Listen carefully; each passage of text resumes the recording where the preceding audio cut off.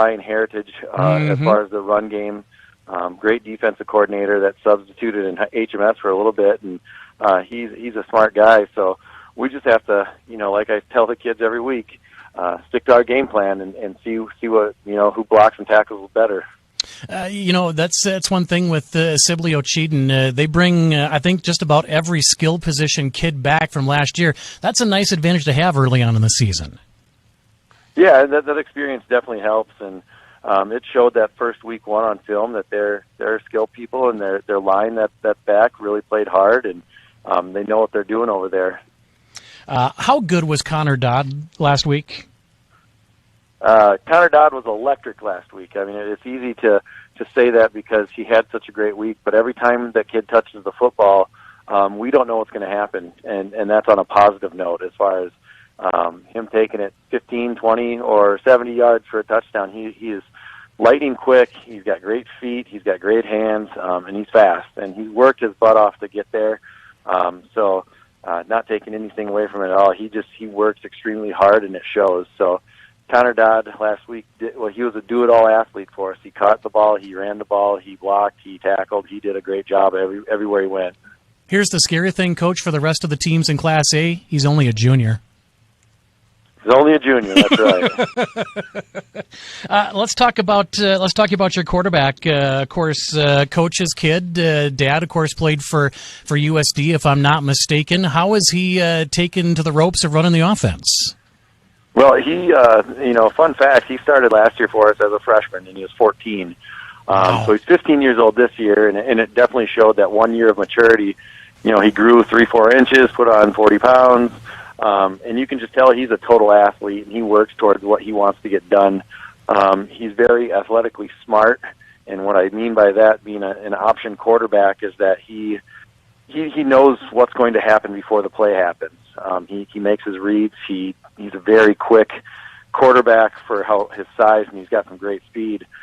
He's adjusted well. That one year that we had him last year back there, that's where he got his experience. He took his bumps and bruises, and he learned from that. And you really don't see a lot of young kids, keep their head up and continue to work for something that was tough on them. But that just shows true adversity and working through it. For a quarterback to be able to make the reads that he does in the offense that you run at such a young age, that's a talent. Yeah, it is, and you need to be tough. And I'm not just saying physically tough. You need to be mentally tough to be able to, one, put that much stress on your brain, but as your body, he takes some hits, and he doesn't lay down on the field. He gets right back up. And the fun thing about it is he really doesn't get hit all that often. He's kind of slippery. He doesn't really take big hits. He knows how to get away from tacklers, and he knows how to run, and it's a special skill set to have as an option quarterback. Let's talk about your defense here real quick, Coach. Lance Behrens led you with 10 tackles last week. Sounds like the defense played pretty well. Yeah, Lance is another do-it-all kid for us. He starts at tackle, or guard for us this year. Tackle, one of the two. He can play both. But defensively, he's just a big, strong farm kid that loves contact. He loves to play football. He's a total athlete. 6'4", 217 pounds, and he's fast. He's just about as fast as our skill players. But he doesn't really let anything get in his way. And what makes Lance real special is he's really smart. He really takes everything into consideration on defense and knows what's going to happen, knows where he needs to be. So it's another special player for us. What gets you guys a win tonight, Coach? And it really is if we practice well all week, and if we continue to just do what we do and get better at it week in and week out, our playbook isn't full. So if we just continue to execute on our plays, and that's what we told our kids, we just got to execute, and when we execute, things go well. He is the head coach of Hartley-Melvin-Sanborn. Coach Horkey, we appreciate the time. Best of luck here tonight. Hey, thanks a lot. It is time for the sit-down interviews with the coaches. Up first, he is the head coach of the War Eagles from Hartley-Melvin-Sanborn. Tyler Horkey joins us. Coach, good evening. Good evening. How you doing? I'm doing well, Coach. I got to give you a little background. I was very interested when this matchup was presented to me because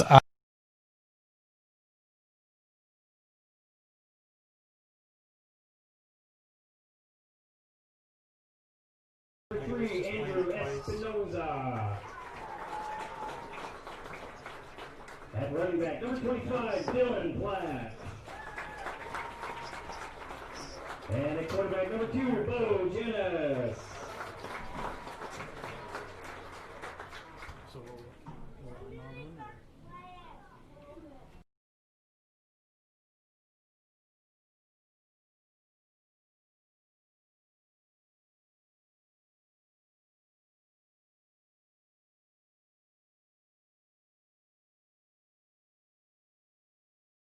Sibley-Ocheyedan Generals, Tate Kellenberger joins us. Coach, good evening. Good evening to you. Thanks for having me on. Last week, you guys start off the season, get a nice victory, 21-8. How did it play out? What did you see on film? What were you and your coaching staff really impressed with? We were just super happy to see the guys go out there and compete last Friday night. Grateful to get the chance to play this season. We've been preaching since day one for our guys to take advantage of the opportunity and don't let it go wasted. So it's super exciting to see them go out and compete. But overall, we played a fairly clean game for the most part.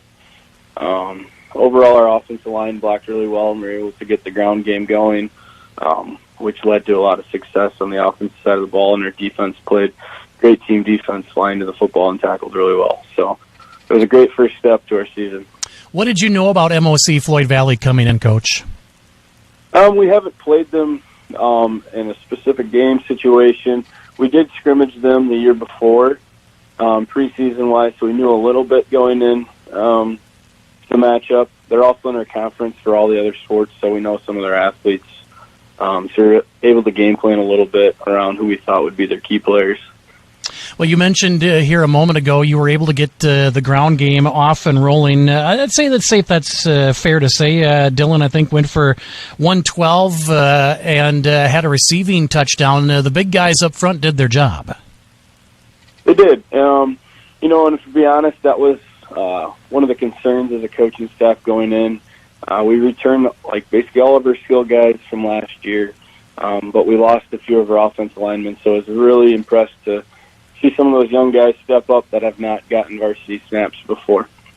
You talk about how you were happy with how the things went offensively. What did you say maybe defensively that you thought needed a little improvement and you worked on this week? Just being consistent, no mental errors, no breaks in assignments.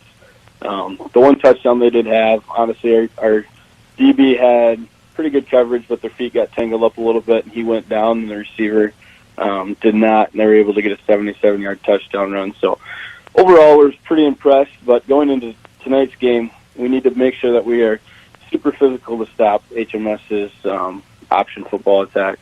Well, let's talk about that option. How do you prepare? Because it's one thing to tell the guys in practice all week, all right, here's your assignment, this is your assignment, this is your assignment, and then you get out on the field on Friday night under the lights in front of the fans and, oops, I forgot my assignment, Coach. Yeah, that's honestly one of the biggest concerns going into tomorrow night is to make sure our guys do understand what their assignments are. But our defense coordinator has done a great job, and honestly, his past coaching experiences, he's coached this offense on the offensive side of the ball, so he knows it pretty well. But he's keeping it very simple on the defensive side. So our guys should know their assignments every play. We just got to go out there and perform. What's going to work well for you to hear tonight, do you think?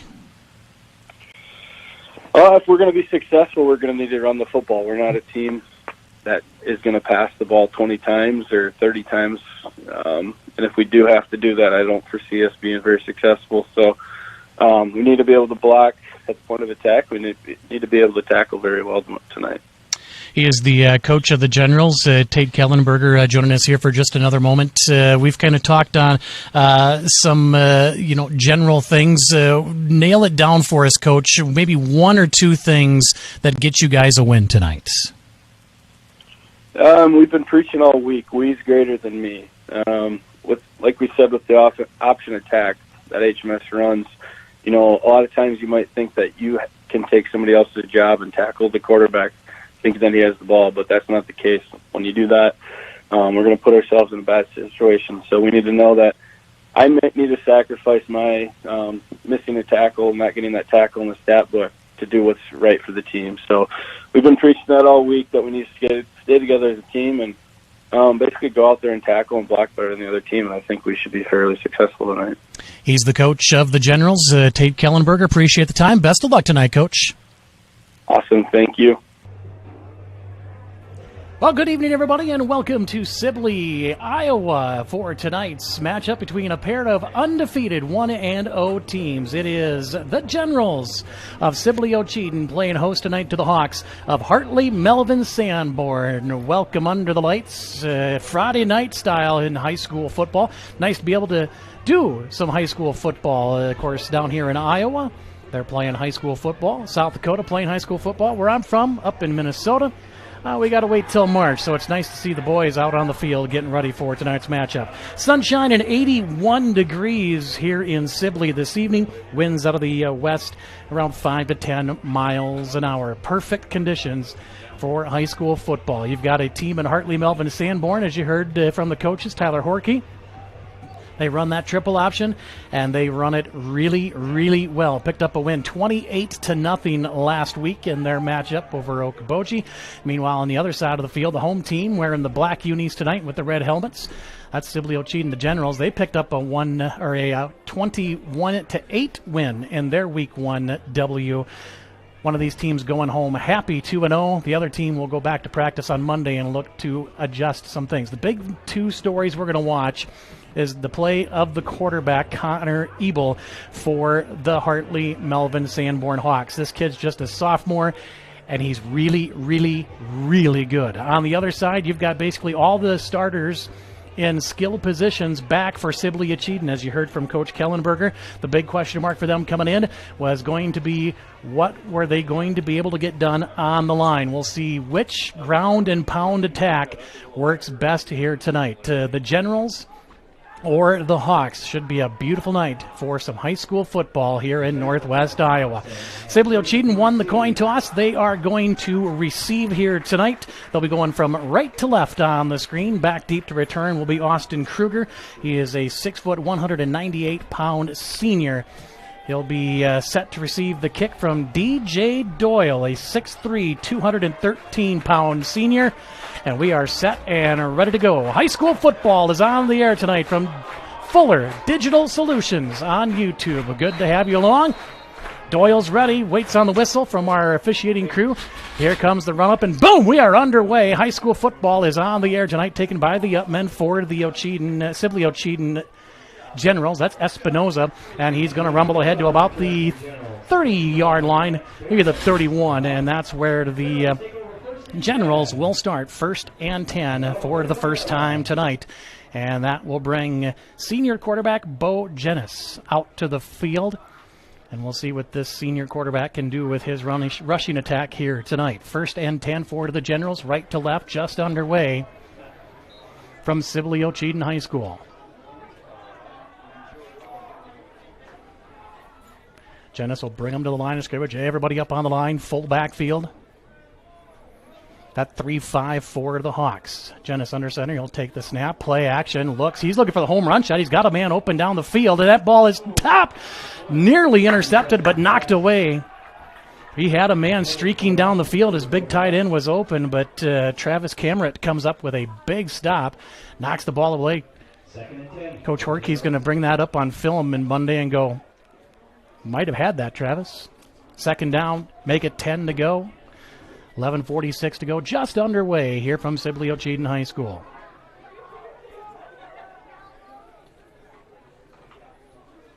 From their own 30, Generals will break the huddle. They'll put one man wide here to the near side.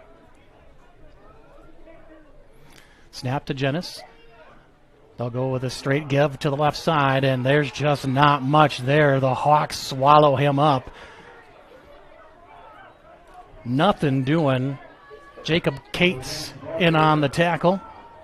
You notice they ran to the left side and not the right side, because on the right side, that's where you got Lance Behrens. And Lance Behrens, he's a big boy.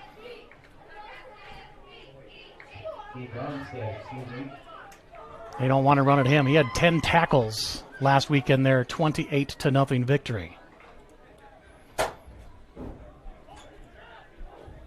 Third down, make it long. 4 wide receivers set, 2 left and right. Snap is high. It's over his head. He's going to have to pick it up. He does. He's just going to fire this thing out of bounds. And it is caught right at the 40 and diving ahead for a first down to the 45-yard line. So you know the old saying, sometimes it's better to be lucky than good? That was the case right there. Dougie Noonkester comes up with a catch on what looked like a throwaway pass from Jennis, and it brings up first down. You just sometimes never know. Snap it over your head, pick it up, make something out of nothing, and it's 1st and 10 for the Generals. 2 receivers to the right side, 2 more receivers, make it 3 receivers left, empty backfield for Jennis.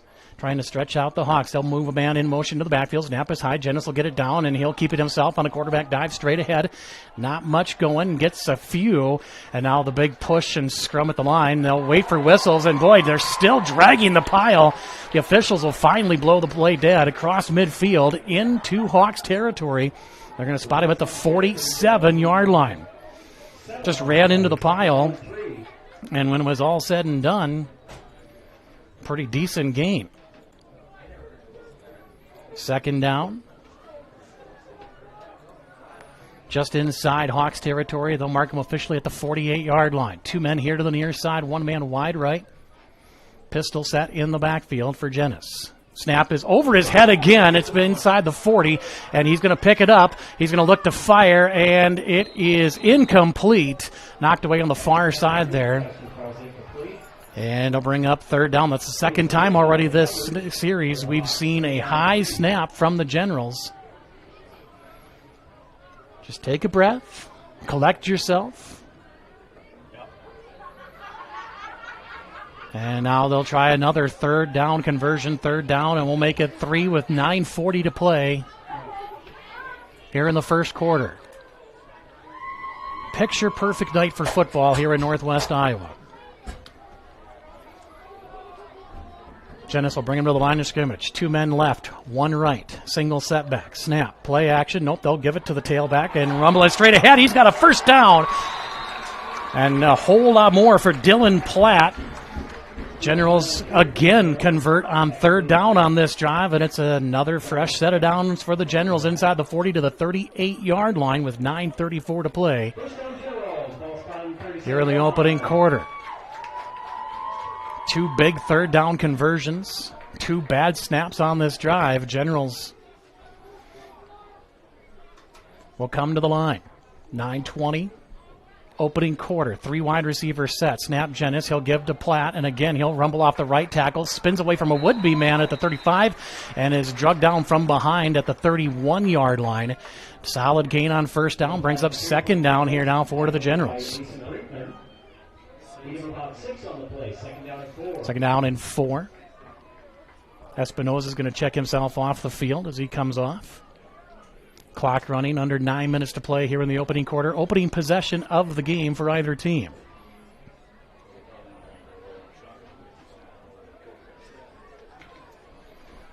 They'll send Carter Brower here wide to the near side. They'll put everybody else in the backfield. Jennis will bring him up to the line of scrimmage, and penalty markers fly. Going to be an offsides penalty coming on the Hawks. It's going to cost them 5 yards, and that should be enough for a Generals first down to the 26-yard line, and it will be 1st and 10, Sibley-Ocheyedan. Both these teams 1-0 on the young season. Big crowd on hand watching tonight here in Sibley. Got the band out in the end zone to the north side. Everybody in the backfield, 1 man wide right. That's Brower. Snap. They'll give to the last man through. That's Jennis, the quarterback, who is lined up at the tailback, and he's got a whole lot of room to rumble on that far side. He's inside the 15 and down to near the 10. They put Jenness as the deep man in the backfield in the power I. And Jenness has got a first down for the Generals. Good drive running here. Drive that's covered already 60 yards. First and 10. They can get a first down without a touchdown, can the Generals. Brower wide here left. Snap, give first man through. That's Platt, and he makes one man miss. Another man miss inside the 5 to the 4 before he's finally brought down from behind by Behrens and company. Again, they keep running away from that far side of the field where Lance Behrens is. Still able to track the play down from behind and make the tackle, and it brings up second down and short for the Generals. Clock running here with 7.5 minutes to play in the first. Brower wide right, power I in the backfield. Jenness, the quarterback, lines up as the deep man in the I. Under center is Dylan Top. Top will take the snap. No, that's Doyle, excuse me. They'll give straight ahead, and he's close. No signal yet. He is not going to get in as Dylan Platt, but he should have enough for a Generals first down, and is. It's first and goal to go for the Generals. 7 minutes to go. A time-consuming drive here so far for the Generals. Haven't had no issues trying to get a snap off before the play clock hit 0. Generals will check the old wristbands, bring everybody up to the line of scrimmage. Doyle's going to bring him up to the line of scrimmage. Check that. That's Noonkester. He'll take the snap. He'll give to the first man through. No signal yet, and now he's in. It's a touchdown from a yard out for the Generals.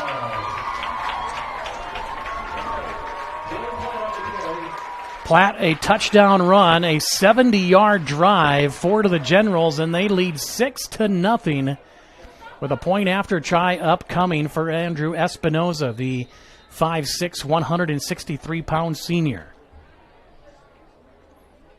Snap is back, spot is down, the kick on the way from Espinoza, and it is good.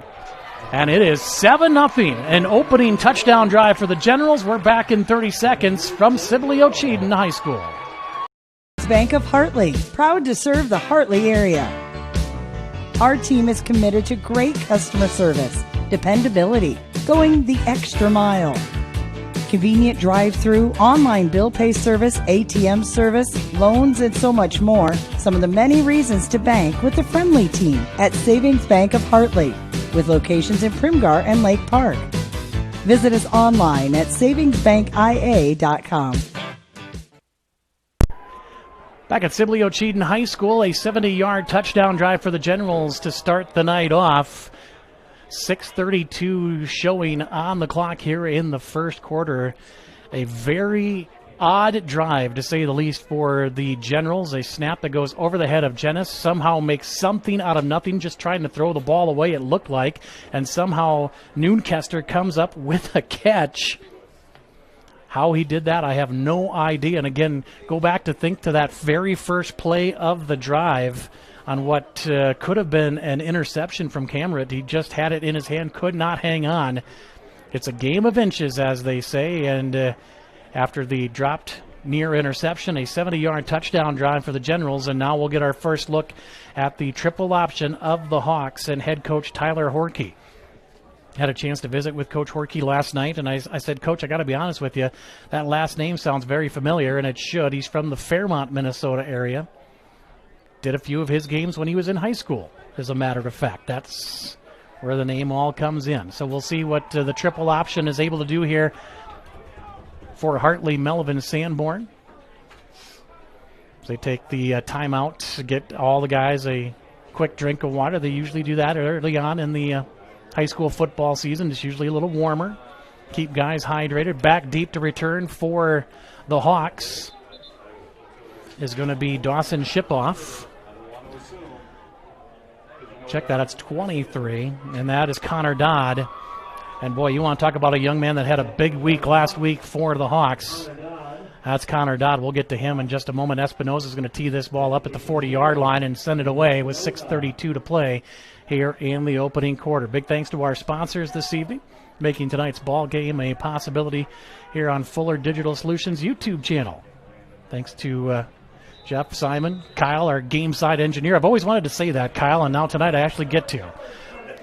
Lob side kick, and that is going to roll out of bounds, and that will give the Hawks beautiful field position to start on their opening drive. I've always wanted to say game side engineer. Kyle's the man tonight.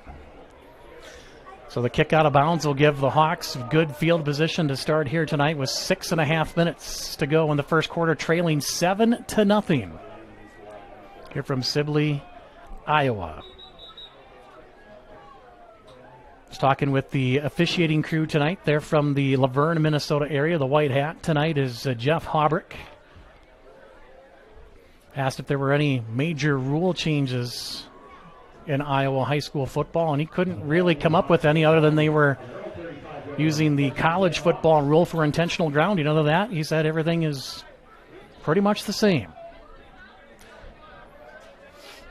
So we'll see what the Hawks are able to do on their opening possession here tonight. They'll send DJ Doyle wide to the far side of the field. They'll send Brinkman here to the right side.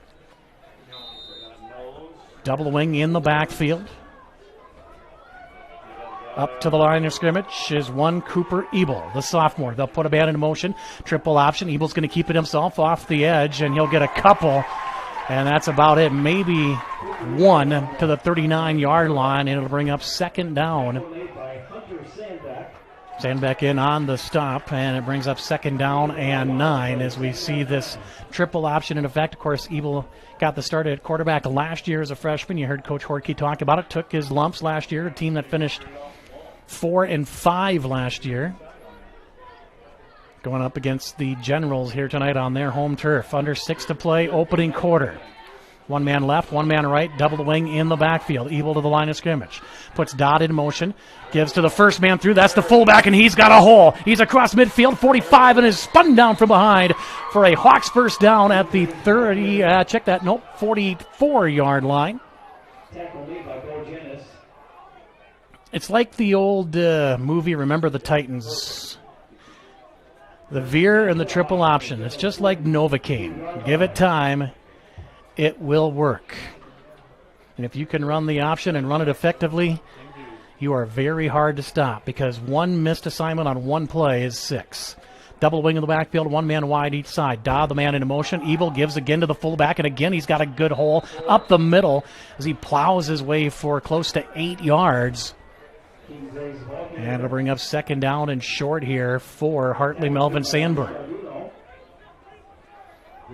7-0. Sibley-Ocheyedan with the lead. They took the opening possession of the game, 70 yards for a touchdown on a plunge in from Platt. Second down and 3, we'll call it here for the Hawks. Double the wing in the backfield, Ebel to the line of scrimmage.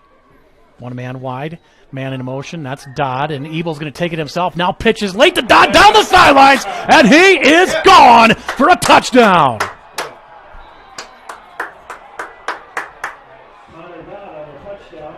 Dodd gets the touchdown, but that's a great pitch late by Ebel, and down the sideline goes Dodd, untouched for the score. And just like that, we are a PAT away from tying this ball game with 4:52 to play in the opening quarter. You could see it as it was coming. The DN sucked in. Ebel saw it, takes a step to his left, cuts upfield, knows he's got Dodd to his left, waits for the linebacker to come, gives him the pitch, and Dodd's off to the races.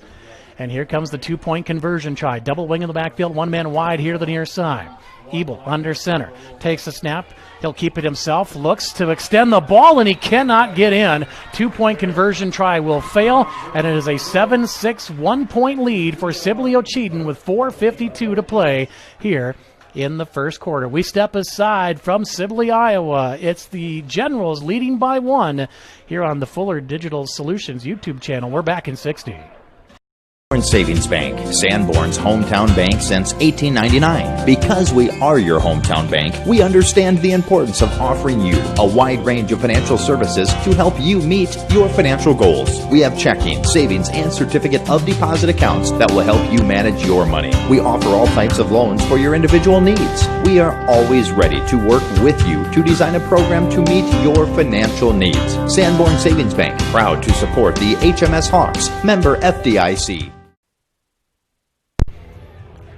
Back at Sibley-Ocheyedan High School, Generals lead by 1 after the 2-point conversion try failed.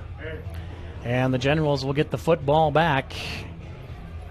Hawks ran right down the field and did so in no time flat behind Keaton Graves, the fullback, and Connor Dodd, the tailback.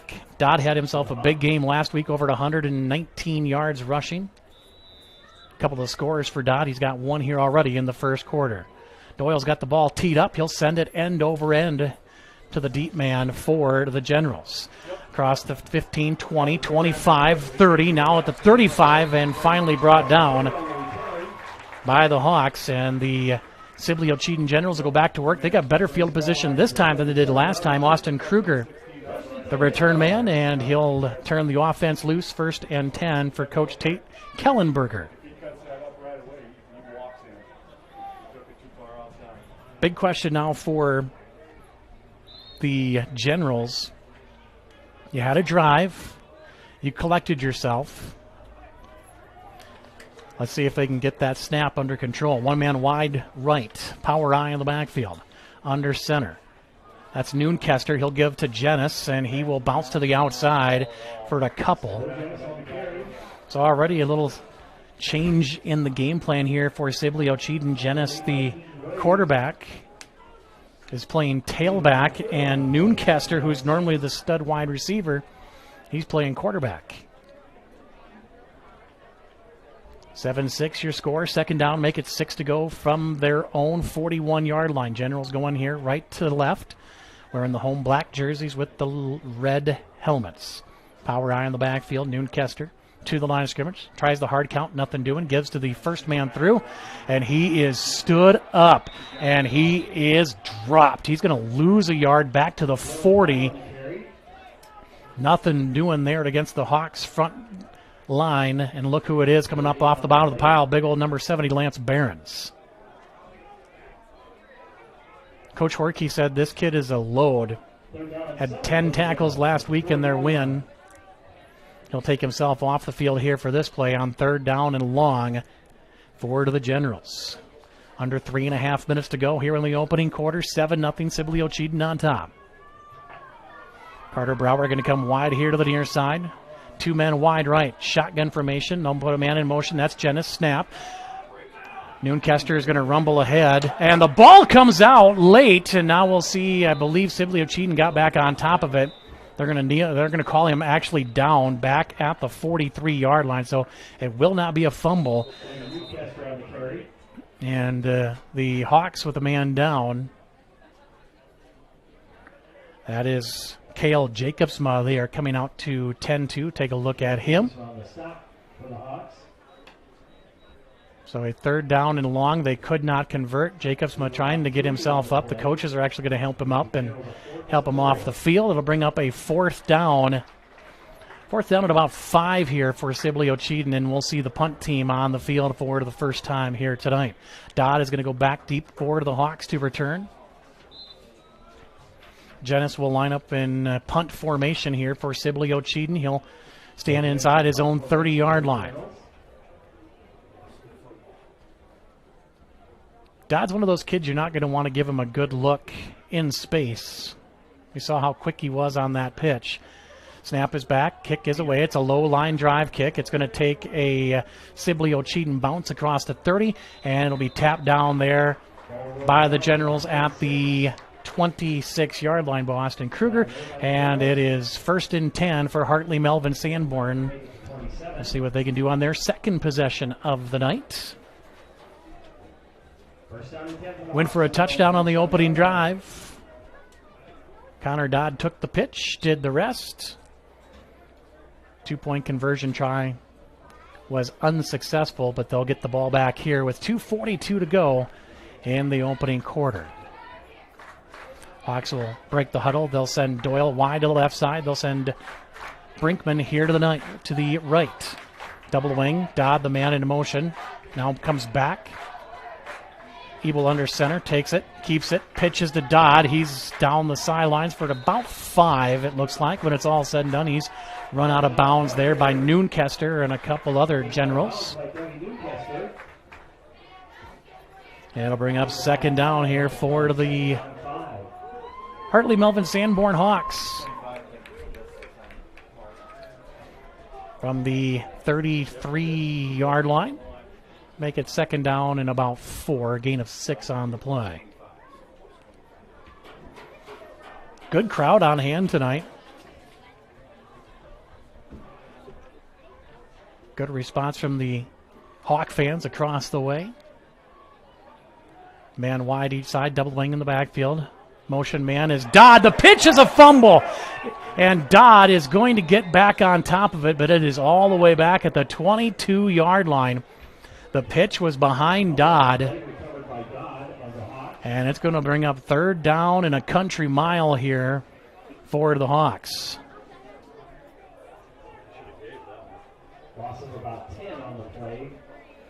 Ebel tried to make the pitch, and as he was going for the pitch, he got hit, and the pitch goes behind Dodd, but Dodd, with his speed, able to get back there and cover up the football and avoid near disaster. So now you just want to get something positive and punt this thing away if you have to. Snap, Ebel. Pressure comes, and he's sacked in the backfield. Platt gets him at the 16-yard line. It'll bring up fourth down and long, and the Hawks are going to have to punt. Good pressure by the Generals. First man missed, but Platt was right there to cover him up. There was nothing open downfield, and it will bring up fourth down and very long for Hartley-Melvin-Sanborn. They'll punt it away. Doyle will line up in punt formation. Back deep to return is Cesar Ramirez, the junior cornerback. Doyle stands inside his own 5-yard line. You got to be perfect. And they are. Snap is back, and they did not get the play off, it looks like, before the play clock hit 0. And it will be a delay of game. So back him up 5 yards. So now Doyle's going to be kicking from his own end zone. So what was now 4th and 21 turns into 4th and 26. Ramirez going to move up to midfield now to return this kick. He's joined back there by Carter Brower. Kick is away, and it's a dandy. It's going to drive Brower back into Generals territory at the 48-yard line. He's across midfield, gets a great block, 45-40. Down the sidelines at the 30. Cuts inside at the 20 and is taken down there by Doyle. A touchdown-saving tackle for the Hawks. And Sibley-Ocheyedan will have a very short field to work with. 1st and 10 in Hawks territory with just over a minute to play here in the opening quarter. A fantastic block got Brower to the edge.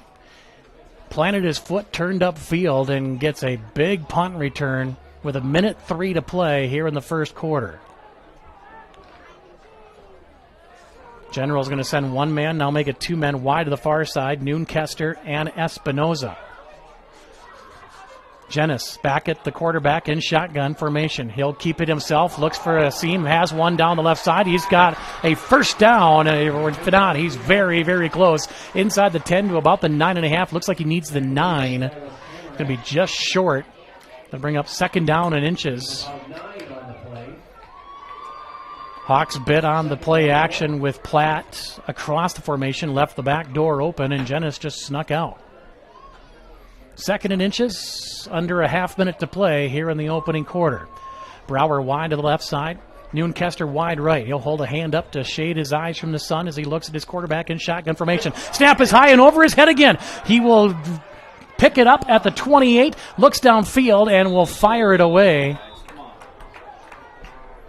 into the dirt. Pass falls incomplete, and the Generals have a man slow to get up. They will tend to him. That's Austin Kruger. He's up off the turf, but he's going to have to come off the field as they've stopped the game for him. That's the third time now tonight already here in this first quarter that we've seen a snap over the head of the quarterback for Sibley-Ocheyedan. All three times, Jenness has been able to get the throw off before the pressure has gotten there. 3rd and inches inside the 10. 4 down territory if you're Sibley-Ocheyedan. 17 seconds to play. They'll wind the clock on the snap. Noonkester right. Brower left. Espinoza left. Under center goes Bo Jenness. Platt the single set. Snap Jenness. Looks to keep it himself. He's going to try to bounce to the outside. Makes one man miss. Makes another man miss. Stumbles. He dives for the pylon. And he's in for a Generals touchdown. Cooper Evil had the angle on him, but could not come up with the tackle. And then Jenness almost stumbled and fell at the 5, but was able to stretch it out to get to the pylon, and he'll put the Generals back on top. Right now by 7. They'll try to make it 8. 13-6. Espinoza on for the point after try. And now we've got a stoppage of play. And now the General's going to be whistled for having an illegal substitution. Too many men on the field there. That'll back him up 5 yards forward to the extra point try. Jenness will be the holder. So again, we see a high snap not bite the Generals. And now they'll look for the PAT. Snap is low. They'll get it down. Espinoza's kick is on the way. It's got plenty of leg. It is, however, wide left. No good, and the score remains 7. 13-6. 7 seconds to play here in the first quarter from Sibley-Ocheyedan High School. We're back in 30 seconds. Gabby, and this is my story. I went to NCC for the Administrative Secretarial Program. I currently work at Transilva Genetics as the HR generalist, and I enjoy what I do. This is all possible from my degree through NCC. My name is Jairus, and this is my story. I went to NCC for instrumentation and control. Currently, I work at Interstates Control Systems and love what I do every day. I'm the lead project estimator for industrial control systems. I got this job at Interstates because of my degree from NCC. 13-6. Sibley-Ocheyedan at home leads the Hawks of Hartley-Melvin-Sanborn. We'll get a kickoff to end the third quarter as the PA guy has been playing some fantastic music tonight here in Sibley. Doing a little jump around here to end up the first quarter. We've heard, we heard some Metallica. We heard some I Prevail earlier, AC/DC. Playing good tunes down here tonight in Sibley. Espinoza will have the ball teed up at the 40-yard line in a moment. Dodd back deep to return for Hartley-Melvin-Sanborn. And what is a picture perfect night for Friday night lights here in Northwest Iowa. Wind has gone down to next to nothing. Beautiful. Here comes the run up from Espinoza, and he will send a kick to about the 24-yard line. That's where it is picked up by Kramit, and he will bring it out to the 35-yard line. And with 1 second left to go in the corner, we'll get one more snap of the football before we switch sides of the field. It is a game of inches. We talked about it earlier. Very first play of the game should have been an interception for the Hawks, but could not hang on. Snap over the head of Jenness.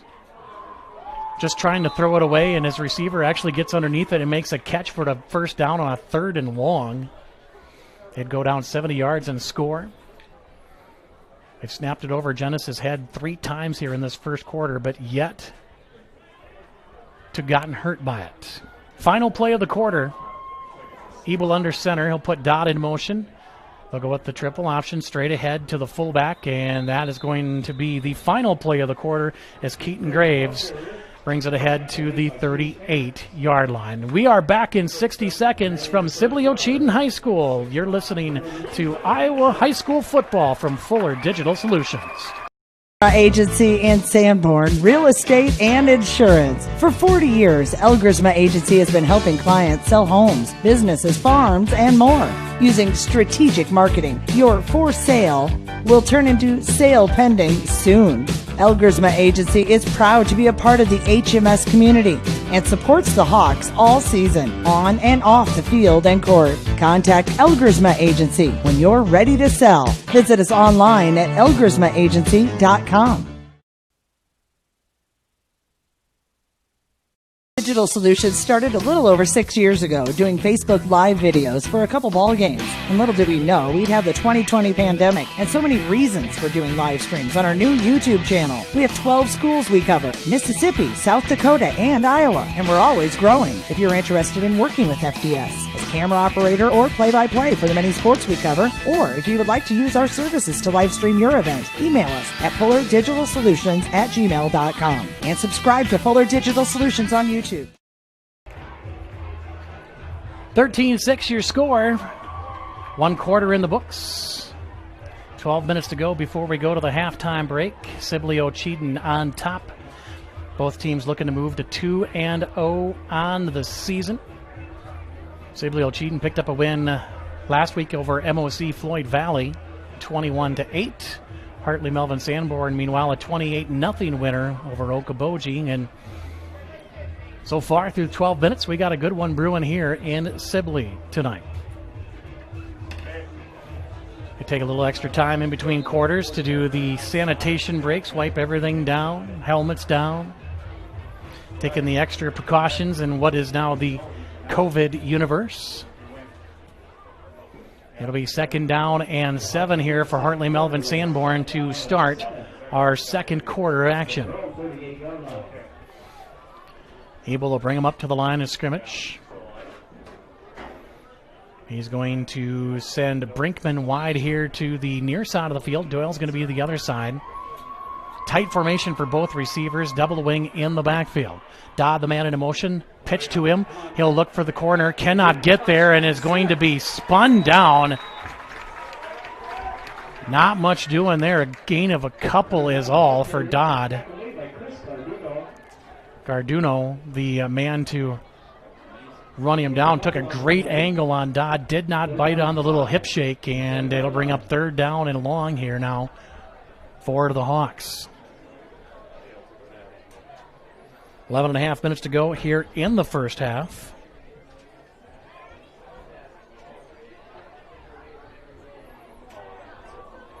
They will send Doyle here to the left, 2 receivers to the right side.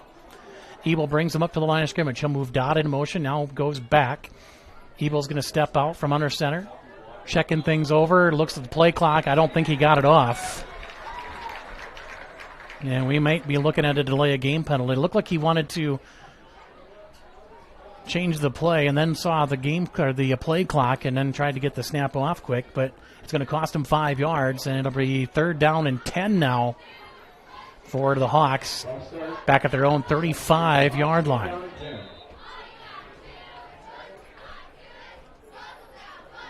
Minute gone here in our second quarter. 13-6 is the score. Sibley-Ocheyedan on top. Brinkman wide here to the near side. DJ Doyle, the senior, wide out to the right.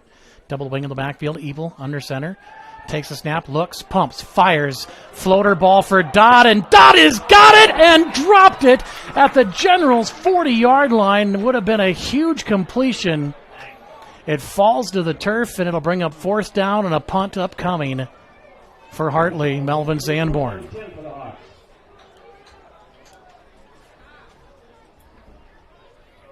Dodd had it right where he wanted it. Wasn't a real tight spiral, but a very catchable ball, and just could not come up with it. It'll bring up 4th down and long, and Hartley-Melvin-Sanborn will line up for another punt, their 2nd of the night, 2nd in a row, after taking the opening drive for a touchdown. Doyle lines up in punt formation. 2 seconds, 1 second on the play clock, and Hartley-Melvin-Sanborn and Coach Horkey are going to take a timeout as the play clock was down to 1. 4th and long upcoming. We're back in 30 seconds from Sibley-Ocheyedan High School. Justin, and this is my story. I really wanted to learn the proper and safe way of welding, so the Advanced Welding Technologies degree from NCC really helped me learn new and improved ways to do welding. It's all because of my welding degree from NCC. My name is Tyler, and this is my story. I've always been interested in computers. I went to NCC for computer programming, and while attending there, I had great instructors, a great environment, and a great atmosphere. Now I work at Interstates, all thanks to NCC.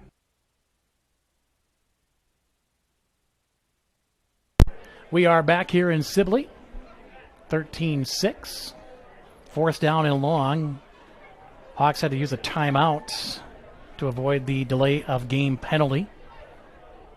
We'll have 2 left here for the half. Back deep to return is going to be Cesar Ramirez. Brower is going to join him as well. DJ Doyle, the senior, will line up in punt formation at his own 21-yard line. Minute gone here in the second quarter. Doyle calls for the football. Free rush from the near side. They almost got there. That punt's going to take a big bounce at the 30 and goes the Hawks' way to the 25. That's where it'll be tapped down there by Dawson Shipoff, and it'll be 1st and 10 for Sibley-Ocheyedan. Sibley-Ocheyedan's been living dangerously here so far tonight.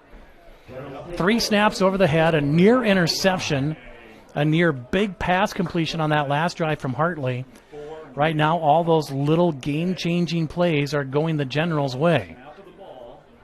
We'll see what Hartley-Melvin-Sanborn comes up with here defensively. They play that 3-5. And we'll see what they can come up with here defensively against the Generals. 1st and 10 from their own 25-yard line. See if Lance Behrens can come up with some stops here defensively on that line. Snap, give. This is Platt. Makes the first man miss. Behrens will come in from behind and wrap him up after a gain of a couple. And no more than say Behrens' name, and he comes up with the tackle. It brings up 2nd down and long for Sibley-Ocheyedan. So far, the 2 biggest plays in the game have both come in the passing game. A dropped interception and a dropped completion. 2 biggest differences so far offensively for each team. 4 wide receivers set their balance left and right. Shotgun formation with Platt to the left of Jennis. They'll move a man into motion. That's Espinoza from left to right. Snap is high. Jennis will get it down. Pressure comes. He's just going to fire this thing away. Again, another high snap. Jennis somehow taps this one to himself, and he was staring Keaton Graves right in the face. Graves came off the line untouched. And again, a high snap nearly spells doom for the Generals. The Hawks have just not been able to get there yet so far in this first half. 10:02 to play before the break. They'll send Noonkester here to the near side. They'll send 3 guys left. 3rd down and long coming here for Sibley-Ocheyedan. We'll see if the Hawks blitz. They're showing pressure. They won't come. They'll keep it with Jennis. He spins away from a would-be tackler, but then is going to come up short of the mark to gain. He's going to be short by about 2, maybe 3 yards. It'll bring up 4th down and a punt upcoming for the Generals.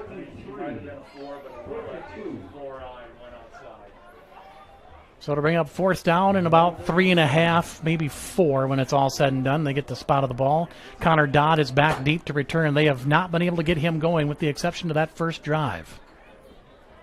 Jennis will line up in punt formation, stands at his own 20-yard line. He'll kick from left to right. Snap is good. Jennis will send the kick away, and it's a dandy end-over-end kick that Doyle will come up and catch at the 40 and then gets lit up at the 40. Incredible hit by Austin Kruger. Hoofda.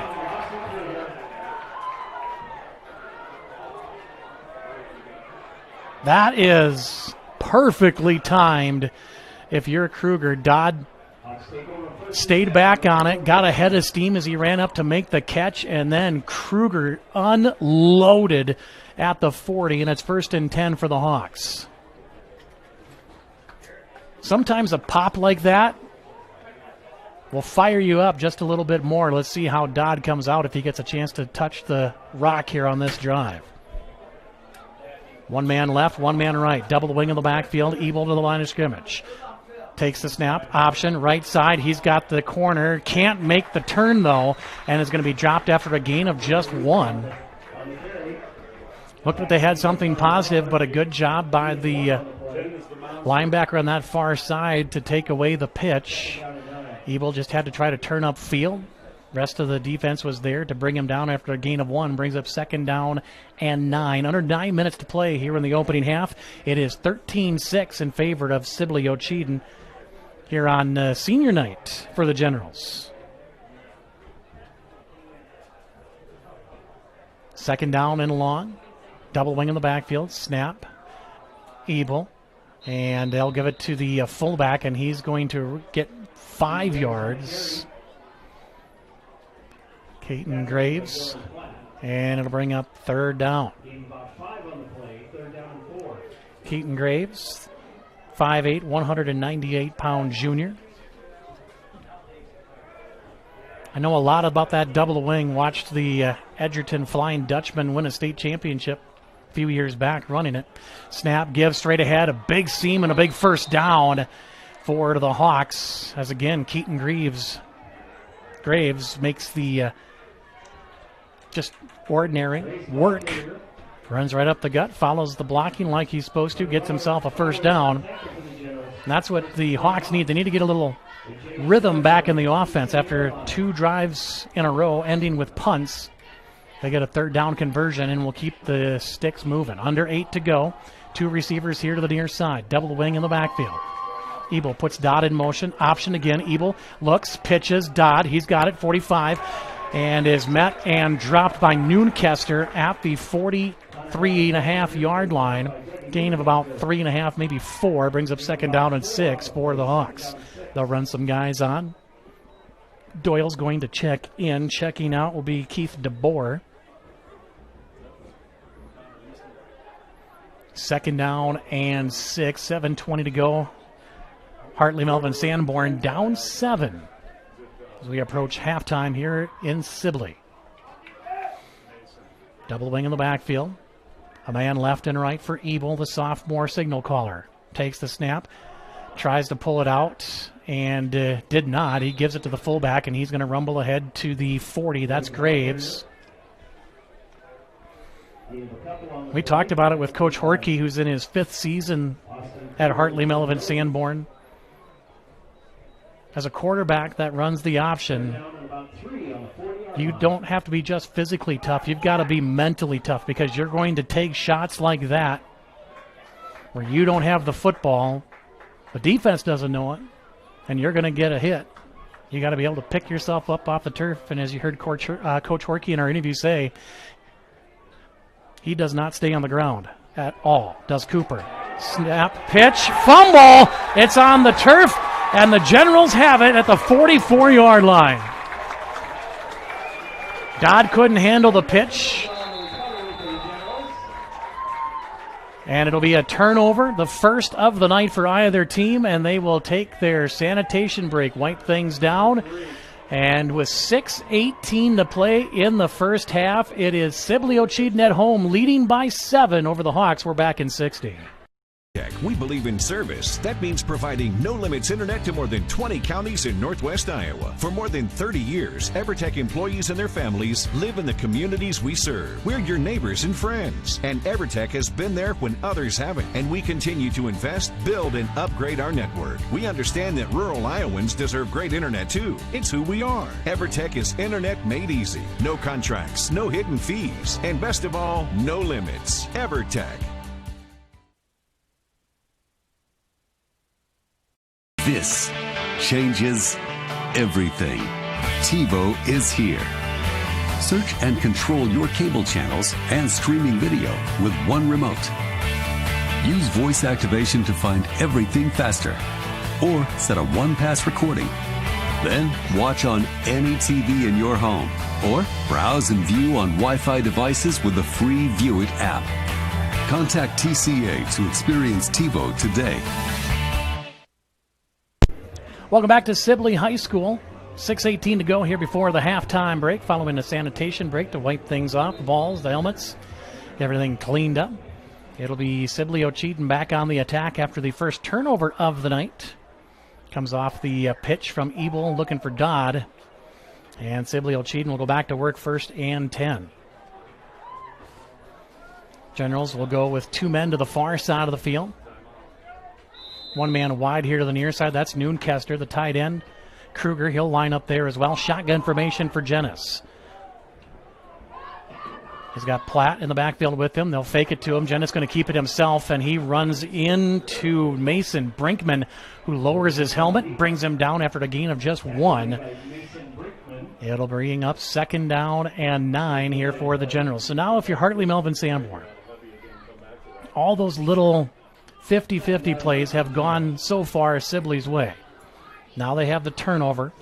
You got to look to your defense to spark the offense a little bit. You got to come up with a big stop here, get the ball back, and let Cooper Ebel and company go back to work. Shotgun formation, 3 receiver set. Snap back. Good snap. Has all the day to throw, but misses wide for Espinoza at midfield, and it'll bring up 3rd down and long here now for the Generals. Good coverage. Brinkman was there step for step with him, and it brings up 3rd down and long. 5:37 to go. Opening half here from Sibley High School. I haven't been in Sibley for years. Been a long time. 3 receivers set to the left. 1 man, Noonkester by himself here to the near side. Shotgun formation. Jennis has it. Snap is good. Has time. Looks, fires. Deep shot down the sidelines. In and out of the hands of his would-be receiver, Noonkester, at the 25-yard line. And it'll bring up a punt for Sibley-Ocheyedan. So the fumble does not hurt. It's just going to cost him some field position. It'll bring up 4th down and long. Travis Cameron in on the coverage. He was with Noonkester all the way. Noonkester got his hands on it, but could not bring it in. Punt formation coming. Dodd back deep to return. Snap is high. Jennis will get it down, though. The kick is away, and it's a dandy.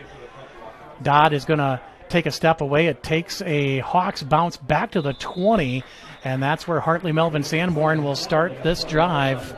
They've got 80 yards to go. It's one of those positions in a high school football team. Kyle and I were talking about it before the game. If you've got a kicker or a punter, that is a dangerous weapon in high school.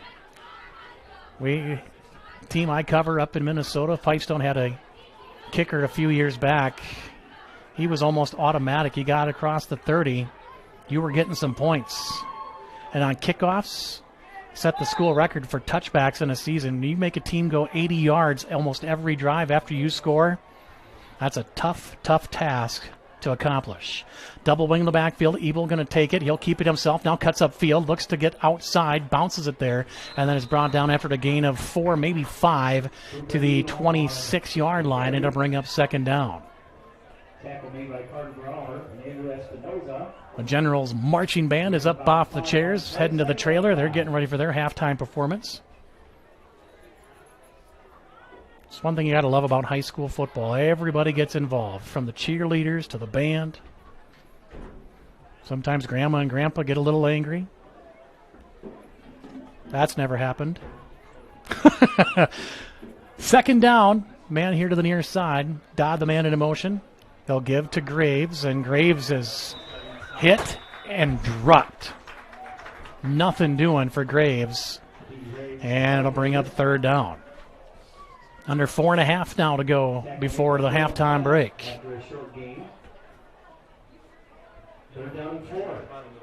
Just nice to see high school football being played.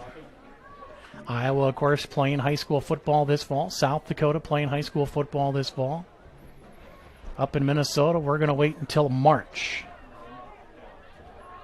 Doyle's going to go wide to the right. I see you shaking your head, Kyle. Double wing in the backfield.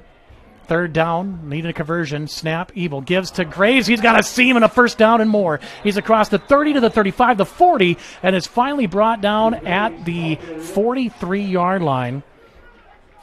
This is how the Hawks got that first drive going. They fed Graves right up the gut, and then they bounced it to the outside with Dodd. 1st and 10. Under 4 to go. You got plenty of time, a couple of timeouts left. How crazy it would be after the way this first half has gone if Hartley can go down the field and score before the break and tie this thing up, and they get the football to start the second half. Dodd, the man in motion, again to Graves. Straight give, and he's going to get a gain of a couple, maybe 3, across the 45 or the 46 before he is tripped up there by Tag Henricks.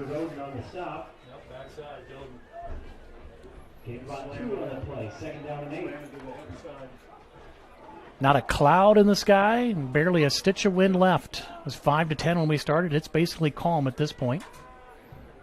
Wide to the far side of the field is Mason Brinkman. Double the wing in the backfield. Ebel to the line of scrimmage, takes the snap, play action, has all time. He's got a man wide open. That's Dodd down the seam. He's got it at the 25 and is spun down at the 20 for a Hawks first down. Dodd missed the last one. He was not going to drop this one, and it's a huge completion, but there is a penalty marker on the field back at the 40-yard line. First down Hawks, ball spotted on the 20-yard line.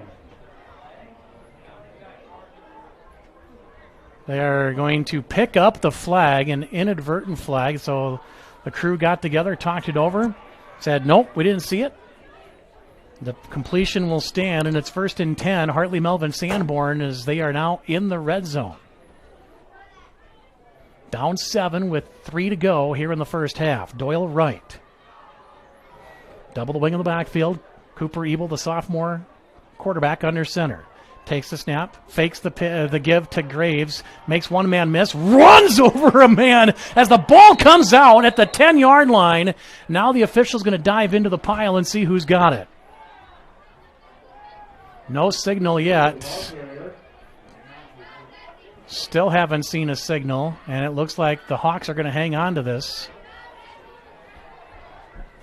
And they will have it at the 10-yard line. And it is a first down. Just outside the 10, so it's not 1st and goal, but you basically got to touch the goal line to get a first down. Clock runs with 2:25 to play here in the first half. A big drive coming here for HMS as they try to cap it off and tie this ball game. A man left, double the wing in the backfield. Ebel to the line of scrimmage. Stands up, points out the defense, puts Dodd in motion. Snap, give, Graves, straight ahead, not much there. He's going to spin ahead for a gain of a couple. He was met at the line of scrimmage by Henricks. And they just spin each other to the turf, and it brings up 2nd down and 9 after a gain of 1. Checking out of the ball game will be Brenton Thomas for HMS. Under 2 minutes now to go here in the first half. Hawks will put one man here to the near side. That's Keith DeBoer.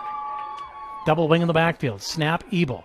Gives to the first man through. That's Graves, and there is nothing there that time as he is met at the line of scrimmage and dropped by Trevor Doden. And we've got a timeout on the field taken by the Hawks. Minute 20 to go here before intermission. We're back in 30 seconds. This is high school football from Fuller Digital Solutions. Bank of Hartley, proud to serve the Hartley area. Our team is committed to great customer service, dependability, going the extra mile. Convenient drive-through, online bill pay service, ATM service, loans, and so much more. Some of the many reasons to bank with the friendly team at Savings Bank of Hartley, with locations in Primgar and Lake Park. Visit us online at savingsbankia.com. Welcome back to Sibley. Minute 21 to go. 13-6 is the score. Thanks to Sanborn Savings Bank, one of our fine sponsors tonight, bringing you this high school football game from Fuller Digital Solutions on YouTube. 13-6 the score. It's a 3rd down and long here for the Hawks. 4 down territory. You need the touchdown to tie with the extra point. Coach Horkey walks off the field after discussing things with his offense. They'll come from the far sideline, and to the line of scrimmage they come. 3rd and long. Double wing in the backfield. DeBoer to the tight end line, or the wide out to the near side.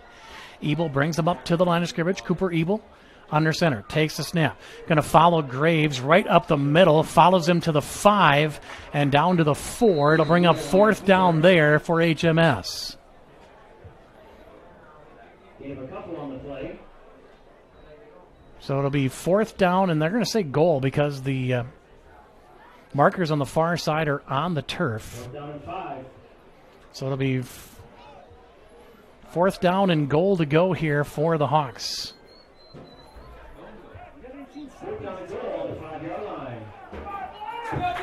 45 seconds to go. Play clock down to 10. Ebel to the line of scrimmage on 4th down. 4th and goal, under center, man in motion, Dodd. They'll give to Graves. Graves makes a man miss, makes a second man miss. He dives for the pylon, the goal line, and he is in for an HMS touchdown. It looked initially like Graves was going to get stuck, kept his legs churning, and breaks the plane of the goal line for a Hawks touchdown with 32 seconds to go, a point after try upcoming. Down 1 is HMS.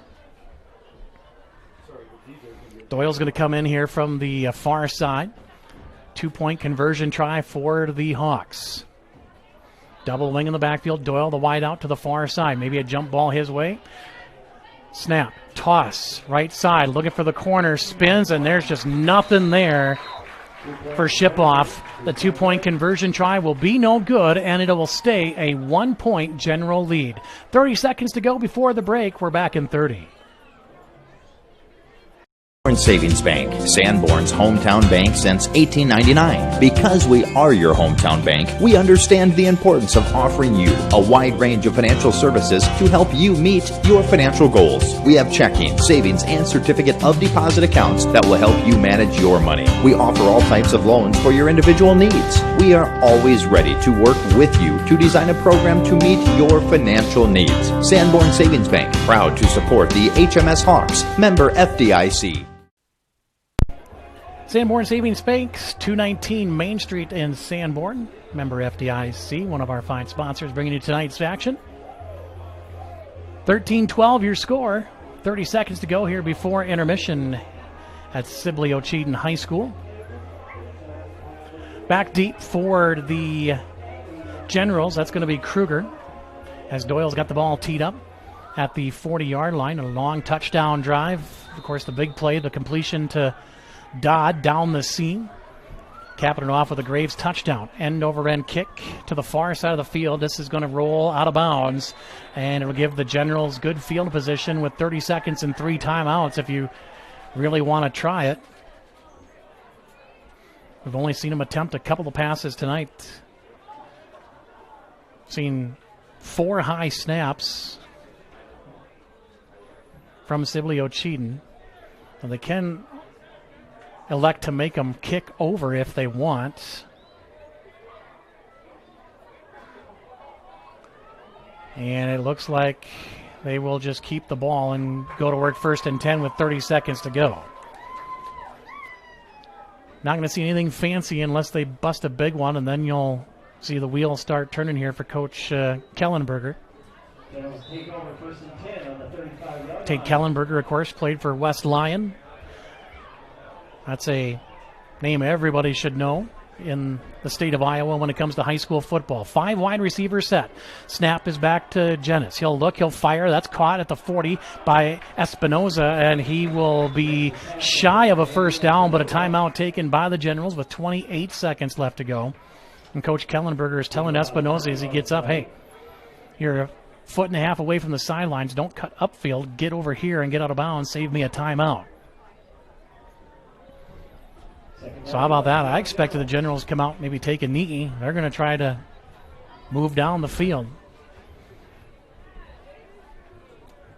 HMS, of course, will get the football to start the second half.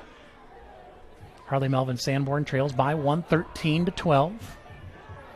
It'll be 2nd down and 1 here for the Generals. Bo Jennis The only time he's really been in trouble in the backfield all night is when the ball has come high from his starting center. Hawks have not gotten any pressure on the quarterback yet tonight. 5 wide receiver set, trips left. 2 men split here to the near side. Empty backfield for Bo Jennis. The senior signal caller stands at his own 39-yard line. He'll put Espinoza in motion from right to left. Snap is back. No pressure. Looks, fires over the middle. That is caught in the middle of the field. 50, 45, 40. Still on his feet and spinning inside the 35 is Platt, and he's got a big first down. And now the Generals quickly to the line. They're going to try to snap the ball and spike the clock. They'll give everybody a chance to get set. They have to wait for the sticks to move. They do now. They'll wind the clock with 15. Under center, Jennis, and he'll spike the clock. And Coach Kellenberger is not happy over here on the near side. He's giving the near side official an earful. Coach Kellenberger wants time put back on the clock. They wound the clock before the chains were set and yet made them wait until the chains were in place to snap the football. I think you're going to see him put a little extra time back on the clock here. I would guess 4 seconds. Should be more 15 to 16 seconds because they wound the clock with 15 to go and the chains weren't set, and that's what they're going to put. They're going to put 15 seconds on the clock. 2 timeouts left here, 4 to the Generals. They lead by 1, 13-12 from Sibley-Ocheyedan High School. They get the time back on the clock, and we're ready to go. 1st and 10 after a big completion to Platt. Shotgun formation, empty backfield, 5 wide receiver set for the Generals. Jennis calls for the snap. Pressure comes from the near side. Looks, rolls the pocket, fires a deep shot into the corner, and that is, boy, a tussle. They're going to say no, incomplete. Both guys laying on the ground, hand fighting each other on the far sidelines, and the official right there watches the ball hit the turf, and we'll be down to 1 play left here in the first half. It looked like Brower was going to come up with the catch. And then he and the cornerback, as they were going to the turf, started hand fighting. At one point, Brower had it. At one point, the defender had it. And as they're both laying on the ground, trying to come up with the ball, it hits the turf, falls incomplete, and brings up 2nd down and 10 on what's going to be the final play here of the first half. You're going to get the old heave into the end zone, it looks like, apparently, from Sibley-Ocheyedan. They lead by 1, 13-12. Took the opening possession of the game, 70 yards for the game's opening touchdown on a drive that featured 2 high snaps, a ball that was apparently looked like trying to be thrown away by Jennis that was caught by Noonkester for a big first down on 3rd and long. Then you had Hartley-Melvin-Sanborn came right back down the field, a long touchdown run from Dodd. And then it's been quiet here until the second quarter. Another touchdown for each team. The difference, the 2 missed extra point conversion tries by Hartley-Melvin-Sanborn. 13-12 is the score. Final play of the game in the first half here. It'll be snapped from the Hawks' 35-yard line. HMS putting 4 guys in the line. Everybody else is going to go back. Snap is back to Jennis. Has time, fires, home run into the end zone, overthrows everybody by 1.5 miles, and that's going to be the final play of the first half. 24 minutes in the books. It is Sibley-Ocheyedan at home on senior night, leading by 1 over the Hawks of Hartley-Melvin-Sanborn, 13-12. We're back with a recap of the first half coming up next from Fuller Digital Solutions. Gabby, and this is my story. I went to NCC for the Administrative Secretarial program. I currently work at Transilva Genetics as the HR generalist, and I enjoy what I do. This is all possible from my degree through NCC. My name is Jairus, and this is my story. I went to NCC for instrumentation and control. Currently, I work at Interstates Control Systems and love what I do every day. I'm the lead project estimator for industrial control systems. I got this job at Interstates because of my degree from NCC. My agency in Sanborn, real estate and insurance. For 40 years, Elgersma Agency has been helping clients sell homes, businesses, farms, and more. Using strategic marketing, your for sale will turn into sale pending soon. Elgersma Agency is proud to be a part of the HMS community and supports the Hawks all season, on and off the field and court. Contact Elgersma Agency when you're ready to sell. Visit us online at elgersmaagency.com. Digital Solutions started a little over 6 years ago doing Facebook Live videos for a couple ball games. And little did we know we'd have the 2020 pandemic and so many reasons for doing live streams on our new YouTube channel. We have 12 schools we cover: Mississippi, South Dakota, and Iowa. And we're always growing. If you're interested in working with FDS as camera operator or play-by-play for the many sports we cover, or if you would like to use our services to live stream your event, email us at fullerdigitalsolutions@gmail.com and subscribe to Fuller Digital Solutions on YouTube. We believe in service. That means providing no limits internet to more than 20 counties in Northwest Iowa. For more than 30 years, EverTech employees and their families live in the communities we serve. We're your neighbors and friends. And EverTech has been there when others haven't. And we continue to invest, build, and upgrade our network. We understand that rural Iowans deserve great internet too. It's who we are. EverTech is internet made easy. No contracts, no hidden fees, and best of all, no limits. EverTech.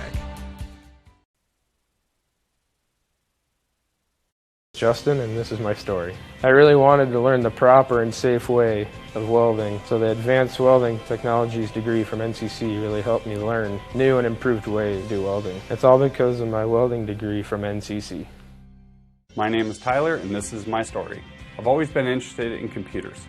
I went to NCC for computer programming, and while attending there, I had great instructors, a great environment, and a great atmosphere. Now I work at Interstates, all thanks to NCC. This changes everything. TiVo is here. Search and control your cable channels and streaming video with one remote. Use voice activation to find everything faster, or set a one-pass recording. Then watch on any TV in your home, or browse and view on Wi-Fi devices with the free View It app. Contact TCA to experience TiVo today. It's halftime here at Sibley-Ocheyedan High School. A good one brewing between a pair of 1-0 teams as the Generals lead the Hawks by 1 at the break, 13-12. Interesting first half for both teams. Seemed like all the little iffy 50-50 plays went by way of Sibley-Ocheyedan in the first half, and yet they still only lead by 1. Opening drive of the game was a 70-yard drive forward to the Generals, capped off by a touchdown by Jenis, and it was 7-0 at that point for Sibley-Ocheyedan. Hartley-Melvin-Sanborn wasted no time, striking right back on their opening possession after a big run by Keaton Graves. It was a long touchdown run from Dodd on the pitch from the option. That would put the Hawks on the board for the first time in the half. Their two-point conversion try was no good as Ebel was kept out of the end zone. Then we saw some punts, and then the second quarter comes around, and after a few high snaps and some missed opportunities, Sibley-Ocheyedan again would get on the scoreboard. They would lead 13-6 at that point, but HMS again came firing back after a fumble, gave the ball back to Sibley-Ocheyedan. The defense holds, forces a 3-and-out. They move right down the field, including a long completion to Dodd on a great play action keeper there by Cooper Ebel. Hits Dodd down the seam for a big completion, and on 4th and goal from the 5, they give it to Keaton Graves. He would get in for the score, making the score 13-12. That is where we at here at the break after the two-point conversion try was no good. 13-12 your score. The Sibley-Ocheyedan Marching Generals are on the field. We'll let you watch their performance, and we'll get you ready for the start of the second half coming up in about 10 minutes.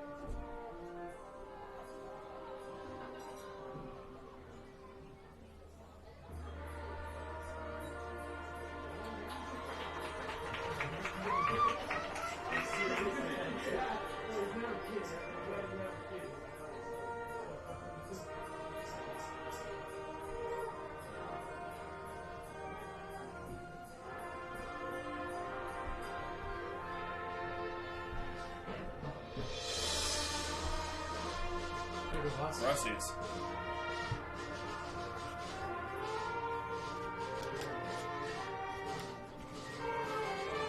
First of like 2 suppers I'll eat tonight yet on the way home.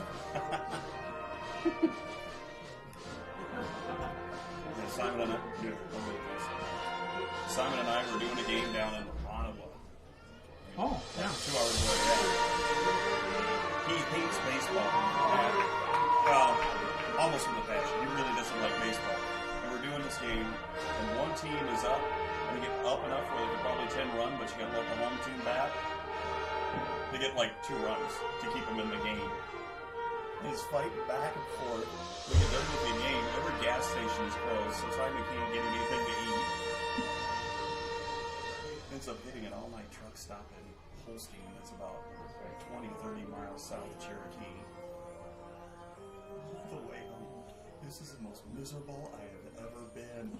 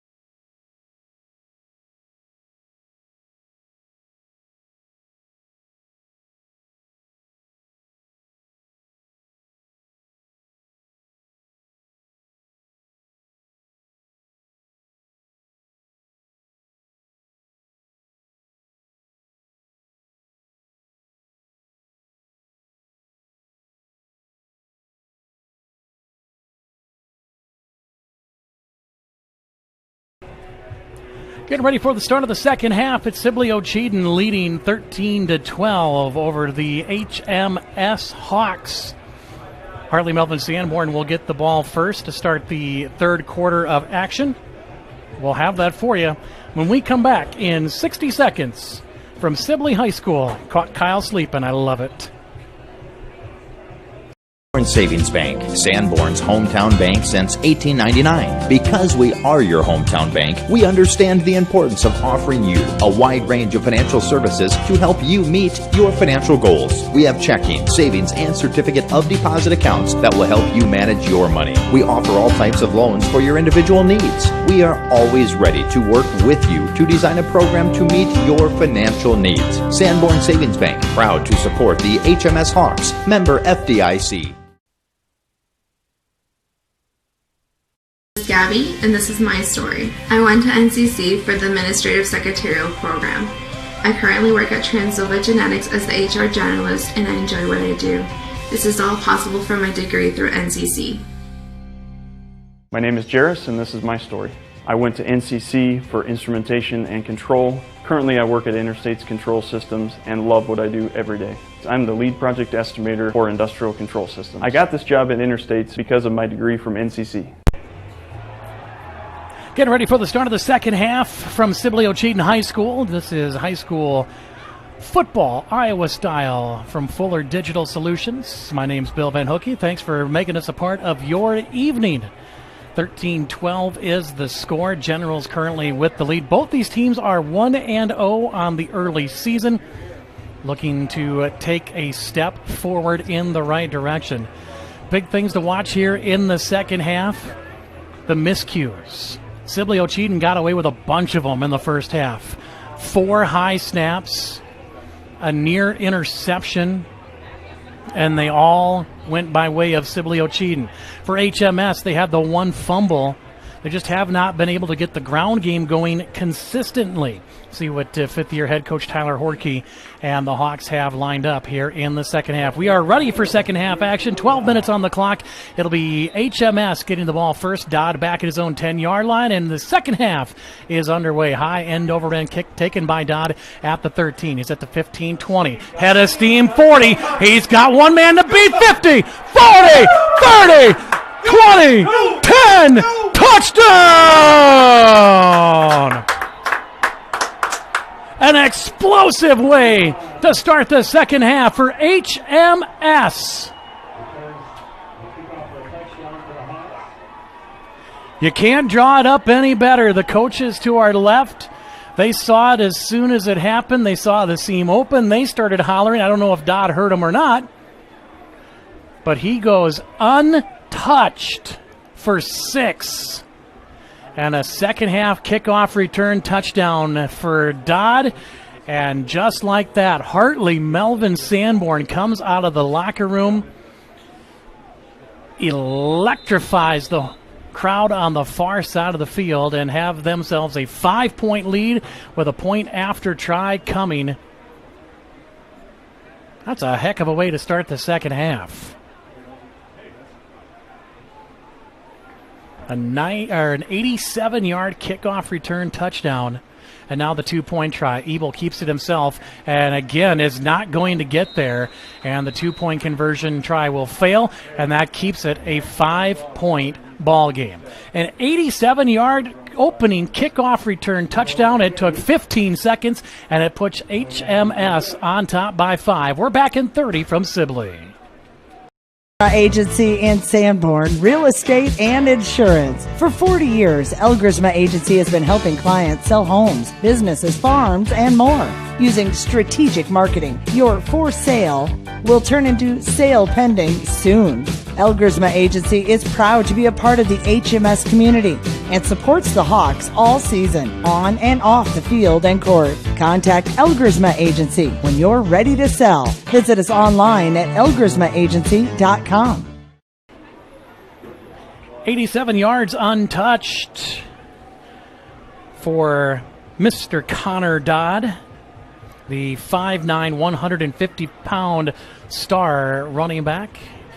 And as we talked with Coach Horkey in our pregame interview, The bad news for the rest of the teams in A football in Northwest Iowa, he's only a junior. Going to be around for a while. So is Cooper Ebel. DJ Doyle's got the ball teed up at the 40-yard line. He'll kick it away, leading by 5. Kruger back deep, the run-up, and the low line drive kick will take a bounce at the 20, rolls across the 15, picked up by Kruger at the 10. He's at the 15-20, near side, runs over the man initially, and then is shoved out of bounds by HMS. That's Talon Elwood, the senior, who shoves him out of bounds at around the 26-yard line. It'll be 1st and 10 for Sibley-Ocheyedan. So now if you're the Generals, how do you respond after getting punched in the mouth with an 87-yard kickoff return for a touchdown? That will be the big story here now for Sibley-Ocheyedan. They find themselves for the first time tonight trailing in this ball game. Just a 5-point difference. A touchdown gives them the lead right back. That's where that 2-point conversion miss comes in so crucial. Pistol set for the Generals. 2 men left, 1 man right. Snap is back to Jennis. He'll give it to the first man, and he is stood up and dropped for a loss on the play of 1. Nothing doing on the straight give. And it brings up 2nd down and 11. Ebel, Dodd, and company in on the stop. And HMS, for the first time tonight, will play with a lead. Did not allow a point in their Week 1 victory, did the Hawks. 2 receivers left, 1 right. Shotgun formation. Platt, the running back, to his right in the backfield. Snap is to Jennis, and he gets popped hard at the 32, falls ahead to the 33. Travis Camrett pops the shoulder pads, and it brings up 3rd down and manageable here for the Generals. This is what you want to do if you're Coach Kellenberger. You give up the long touchdown on the kickoff return. Now you need to get a 1st down. Get your guys to settle back in. It's 1 play. See if they can convert here on 3rd and 2. 2 receivers right, 1 left. Pistol set in the backfield forward to the Generals. Snap to Jennis. He'll give to Platt. Platt's going to get to the edge. He's got a 1st down. Runs over the man at the 40 and drags him all the way ahead to the 45-yard line. So Travis Camrett, who popped the pads last time, this time gets run over and drugged 5 yards. It is enough for the 1st down for Dylan Platt and the Generals.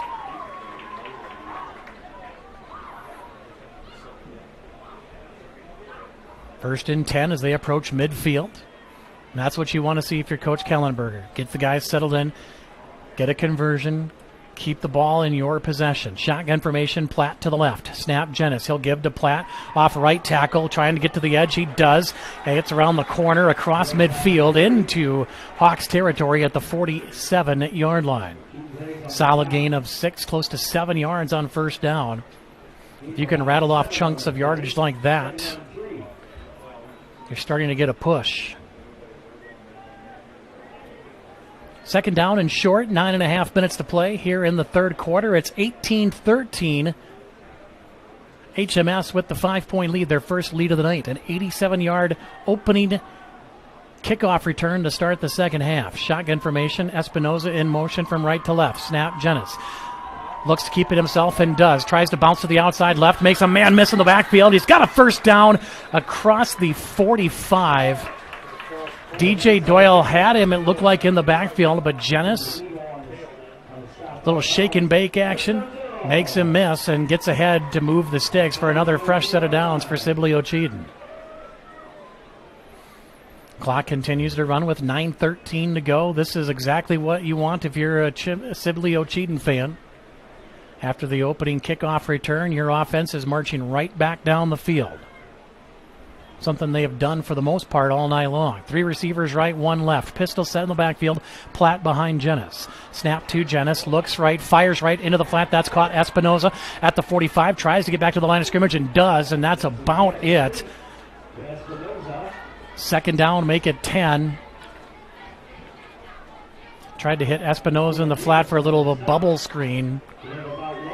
And HMS played it extremely well. They rallied to the football and bring him down after a gain of 1. Second down to make it 9, under 9 to play here in the third quarter. A 5-point HMS Hawks lead, 18-13. 2 receivers here to the near side. 1 man left. That's Brower. Pistol set. Snap. Jennis gives straight ahead. That's Platt. Platt's got a seam and more. He makes a man miss. Dives ahead for close to first down yardage. And we'll see where they mark it. And he is going to have a first down.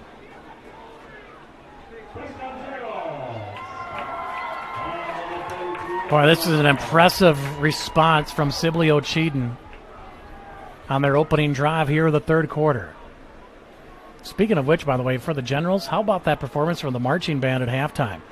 I don't think a single person left the grandstands. They all stayed and watched, and according to the guy in the press box to our right, that's nothing new. There's a big pop as Jennis is hit and dropped.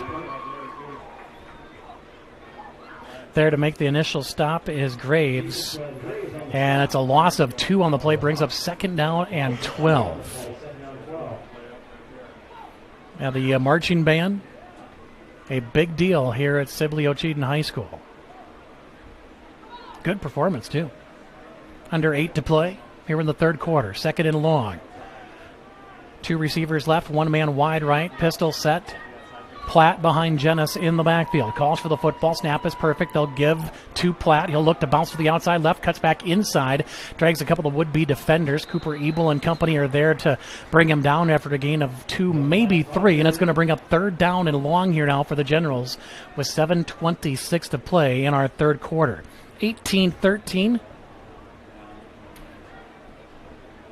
HMS with the lead, their first of the night. Coming off the field for HMS is Jordan Ortega, the junior linebacker. And it brings up third down as they bring some cover guys on here, do HMS. 2 receivers left, 2 receivers right. Shotgun formation for the senior, Bo Jennis. Platt to his right. Snap is low. He'll just pick it up and tries to get what he can. Makes a man miss in the backfield. Rumbles ahead and is going to be about 4 yards short of the mark to gain. But again, every time Jennis finds himself in trouble in the backfield, he somehow escapes, and now we've got a man slow to get up here for Sibley-Ocheyedan. Bring up fourth down for the Generals, and I can't tell who it is that is down for Sibley-Ocheyedan.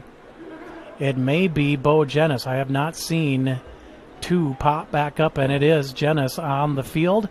They'll tend to him, and we will step aside. We are back in 30 from Sibley-Ocheyedan High School. Justin, and this is my story. I really wanted to learn the proper and safe way of welding, so the Advanced Welding Technologies degree from NCC really helped me learn new and improved way to do welding. It's all because of my welding degree from NCC. My name is Tyler, and this is my story. I've always been interested in computers. I went to NCC for computer programming, and while attending there, I had great instructors, a great environment, and a great atmosphere. Now I work at Interstates, all thanks to NCC. Digital Solutions started a little over 6 years ago doing Facebook Live videos for a couple ball games. And little did we know we'd have the 2020 pandemic and so many reasons for doing live streams on our new YouTube channel. We have 12 schools we cover: Mississippi, South Dakota, and Iowa. And we're always growing. If you're interested in working with FDS as camera operator or play-by-play for the many sports we cover, or if you would like to use our services to live stream your event, email us at fullerdigitalsolutions@gmail.com and subscribe to Fuller Digital Solutions on YouTube. Make sure to follow us on Facebook and Twitter at Fuller Digital Solutions. 6:40 to go. It was Jennis that was down on the turf. They were looking at his right knee. He has popped himself up off the turf and has walked off under his own power here to the near sideline. He's got the helmet on and looks like he's going to be going back in here after a snap of the football, but he's going to have to come out for at least one play, and it's a big one. It's a 4th down and 5, and the offense will stay on the field here for the Generals.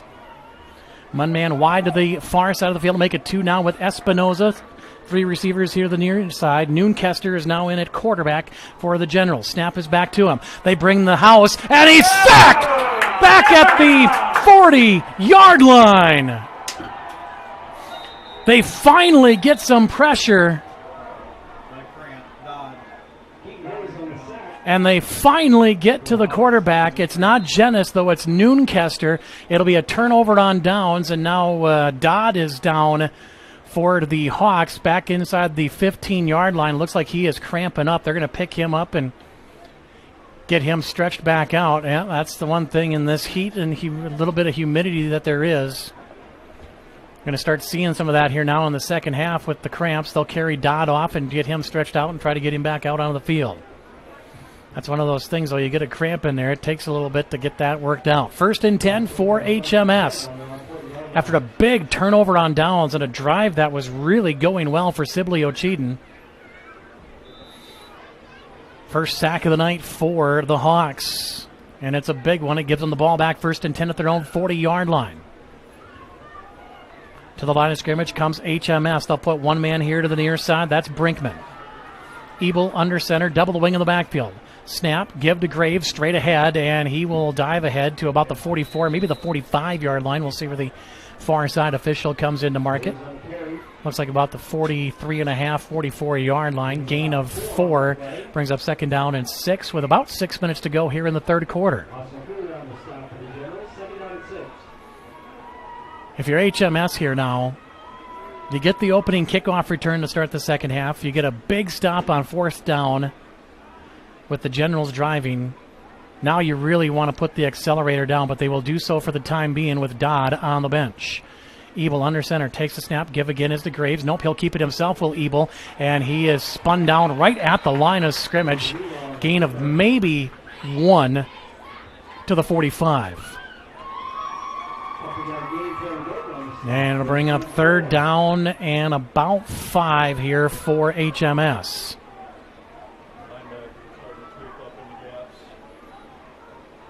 DJ Doyle's going to bring the play in from the far sideline. Cooper Ebel will relay it to everybody else. The sophomore star quarterback on a 3rd down and 5 will look to move the chains. Double the wing in the backfield, a man wide each side. Tries the hard counts. They're bringing the house. Snap, Ebel. He will try to get to the edge. Looks for the sticks, and he's going to be very close, but it looks like he's going to be short of the marker by about a half a yard. Be 4th down and very short as Kruger makes the stop, and it brings up 4th down right shy of midfield. They need the 50 for the 1st down.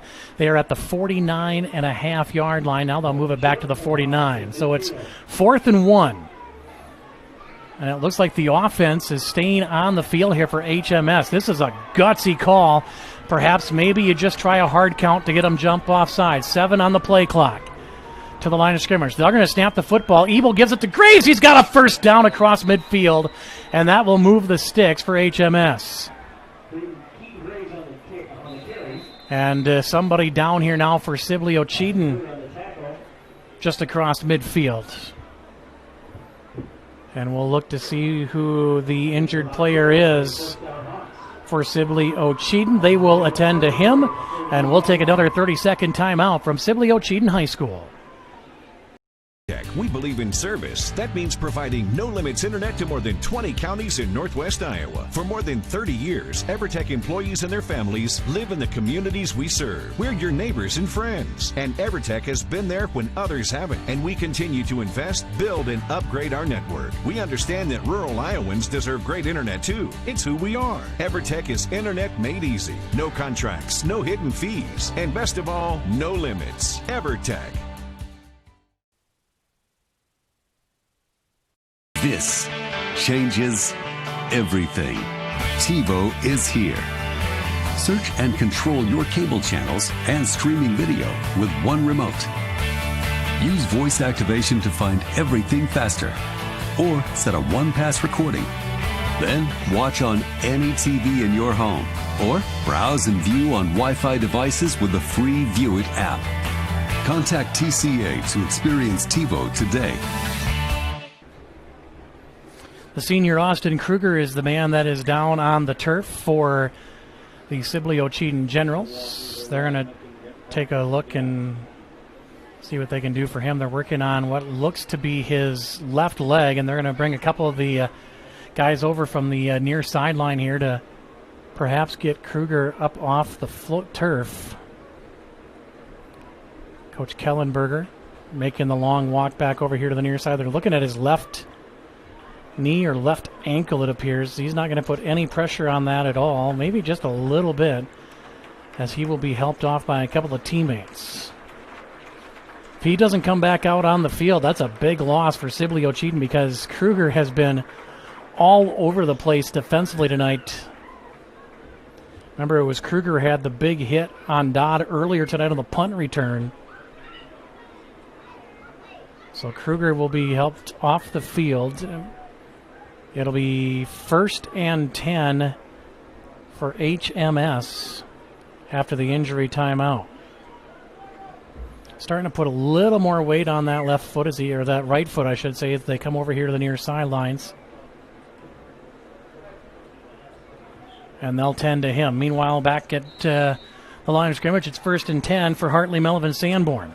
They lead by 5, 4:23 to go here in the third quarter from Sibley-Ocheyedan High School, home of the Generals. Hawks 1-0, Generals 1-0. Double wing in the backfield. One man wide to the far side. Ebel to the line of scrimmage. Under center, gives to Graves. Nope, yep, that is Graves. Straight ahead, and he's across the 45 to near the 40. And that's just power football right there, lining up behind the big boys and say, here you go. Go bust a hole open. And coming up off the turf hobbling there is Jordan Ortega, one of the linemen. He's going to check out. Doyle will bring the play in from the far side of the field. Second down to make it 5. To the line of scrimmage come the Hawks. Ebel will check over the line of scrimmage. Everybody in the box, but it's set with the exception of one safety. Ebel, snap, pitch, late, and nothing doing for Travis Camerett. He is dropped behind the line of scrimmage. It'll be a loss on the play. Still no Dodd. He was carried off the field earlier with a cramp in his leg. Have not seen him back on the field since. It'll bring up 3rd down and long here for the Hawks of Hartley-Melvin-Sanborn.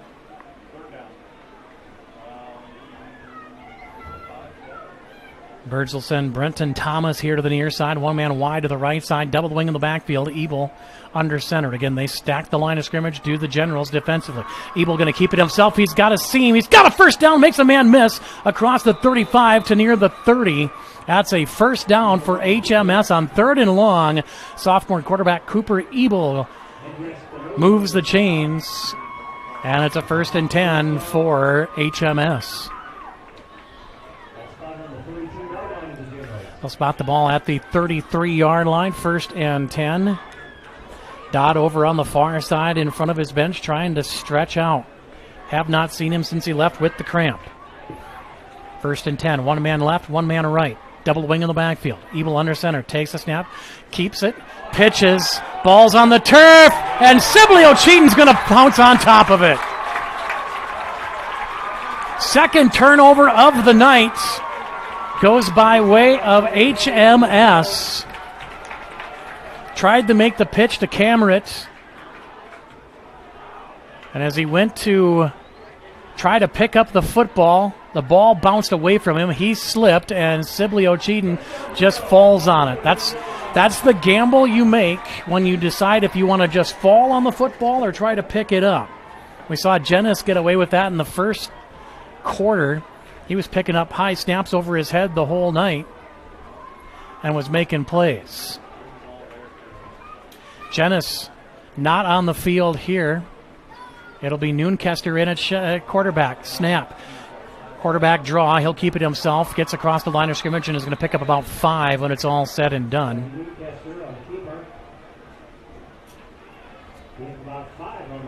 Bring up 2nd down and 5 here for Sibley-Ocheyedan. They're working on Kruger here on the Sibley-Ocheyedan sideline. They're working on Dodd over on the far sideline.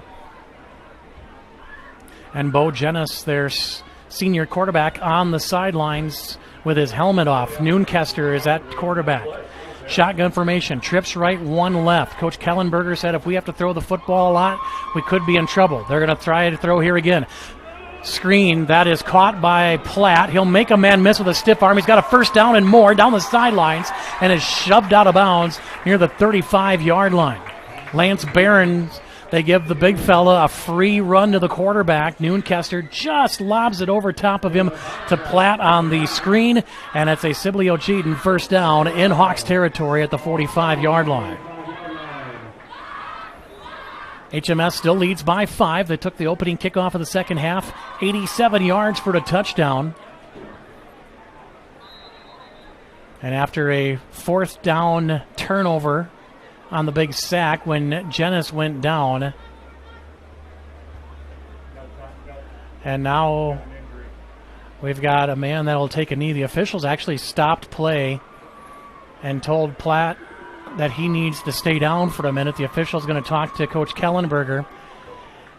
And it looks like we're going to take ourselves a sanitation break as well, as long as we got a stoppage of play. 1:43 to go in the third quarter. It's Hartley-Melvin-Sanborn by 5 here from Sibley. Bank of Hartley, proud to serve the Hartley area. Our team is committed to great customer service, dependability, going the extra mile. Convenient drive-through, online bill pay service, ATM service, loans, and so much more. Some of the many reasons to bank with a friendly team at Savings Bank of Hartley, with locations in Primgar and Lake Park. Visit us online at savingsbankia.com. Sanborn Savings Bank, Sanborn's hometown bank since 1899. Because we are your hometown bank, we understand the importance of offering you a wide range of financial services to help you meet your financial goals. We have checking, savings, and certificate of deposit accounts that will help you manage your money. We offer all types of loans for your individual needs. We are always ready to work with you to design a program to meet your financial needs. Sanborn Savings Bank, proud to support the HMS Hawks, member FDIC. 18-13 is the score. Hartley-Melvin-Sanborn with a 5-point lead. 1:43 to go as Platt comes off the field. Gets himself a drink of water here on the near side. 1st and 10 for Sibley-Ocheyedan. 2 men left, a man right. Noonkester in at quarterback for Jenness. Snap. Noonkester keeps himself, runs here to the near side. It's him and Doyle in a foot race, and Doyle's going to shove him out of bounds at about the line of scrimmage. Maybe a little forward progress as Doyle was tracking him down from behind. The two 12s going after each other. And it'll be a gain of 1, 2nd down and 9. So injuries starting to mount here a little bit for both teams. You've got Kruger on the sidelines with an injury. You've got Bo Jenness, the quarterback, on the sideline with an injury. Now Platt, who was on the sideline with an injury, he's now back in the field at tailback to the right of Noonkester in the shotgun formation. 2 receivers left and 1 man right. Snap is back to Noonkester. Now pressure comes. He's flush in the pocket. Fires as he's hit. And the pass will fall incomplete. Starting to finally see HMS getting some pressure in the backfield. With Noonkester now in at quarterback. That'll bring up 3rd down and long. Make it 9 here for the Generals, trailing by 5 with 90 seconds to play in our third quarter. Very entertaining ball game here tonight from Sibley. Brower's going to go wide to the far side of the field, coming here to the near side. That is Vance Hayenga. I got to say this right now because it's Hayengay up north. Hayenga Johnson here in Northwest Iowa. Snap, give, Platt, nothing doing. He will fall ahead for maybe a gain of 1, and it'll bring up 4th down and long for the Generals, and here comes the punt units. In Southwest Minnesota, it would be Hayengay, but here it's Hayenga. Just like I believe there was a Hewitt. It'd be Hewitt. We do things so much different in Minnesota. It's not necessarily a good thing either. So now into punt because Jenness is on the sidelines with the injury is Johnny Santana. He'll line up in punt formation. The snap is high. He'll step back to get it, corrals it in, and lets it fly. And it's a dandy punt. It's going to take a bounce inside the 15, down to the 11, where it is tapped down there by the Generals. And another long field for HMS. There are penalty markers on the far side of the field at the 20-yard line. And now we'll check what the marker is. I didn't see what the penalty may have been for on that far side. But the man in the white hat and the sideline judge are talking it over. Fantastic punt by Santana. Pins HMS back deep, and now we'll see if it's going to be even farther back. It is a personal foul face mask on Sibley-Ocheyedan. That's going to cost them 15 yards. So now you get Santana, who had a fantastic punt down to the 11-yard line. You pin him back deep inside the 20, and now you're going to give him 15 on the personal foul. That'll move the ball all the way out to, I believe, the 26-yard line. Well, actually, it'd be from the 10, so it'd be the 25-yard line, 15 yards from the spot. And Hartley-Melvin-Sanborn, when it's all said and done, is going to have way better field position than they would have just a moment ago. So,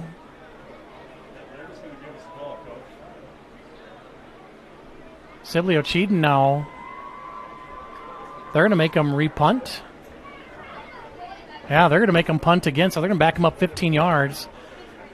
And they're going to make them punt again. So it's not a dead ball foul. So they will back them up 15 yards from the 44. So now they will be punting from their own 5, 10, 15, their own 41-yard line. So HMS, they're going to come out smelling like a rose on this thing. They're going to get great field position on any kind of punt return. Santana will try to do it again. He pinned them back at the 10-yard line with his last kick. We'll see what he can do with this one. He'll stand inside his own 30 to send it away. Still no Dodd. Snap again is high. Santana gets it away, some pressure, and another dandy kick. Fair catch called for and made at the 26. And that's about where they would have had the ball if they had not re-kicked. So they get right where they should have been, and it's 1st and 10 for HMS. Here comes Cooper Ebel and the Hawks back onto the field with 34 seconds left to play in the opening quarter of the second half. That's a roundabout way, Kyle, of saying third quarter. It's when you get yourself in trouble, your brain's running on autopilot. One man wide to the far side of the field, double wing in the backfield. Able to the line of scrimmage. Again, Generals will stack the line of scrimmage. You don't know which one's coming. Snap, give Graves, and he will carry it ahead to the 30-yard line. That's a closer gain to 5 yards, and that can be the final play if they so choose here in the third quarter. There's 30 seconds on the play clock, only 17 on the game clock, and it looks like the Birds will be content to take this to the final stanza. Sibley-Ocheyedan is hosting HMS, and right now the Birds with a 5-point lead, 18-13. We step aside. We're back in 60 seconds from Sibley. This is high school football from Fuller Digital Solutions. Gabby, and this is my story. I went to NCC for the Administrative Secretarial Program.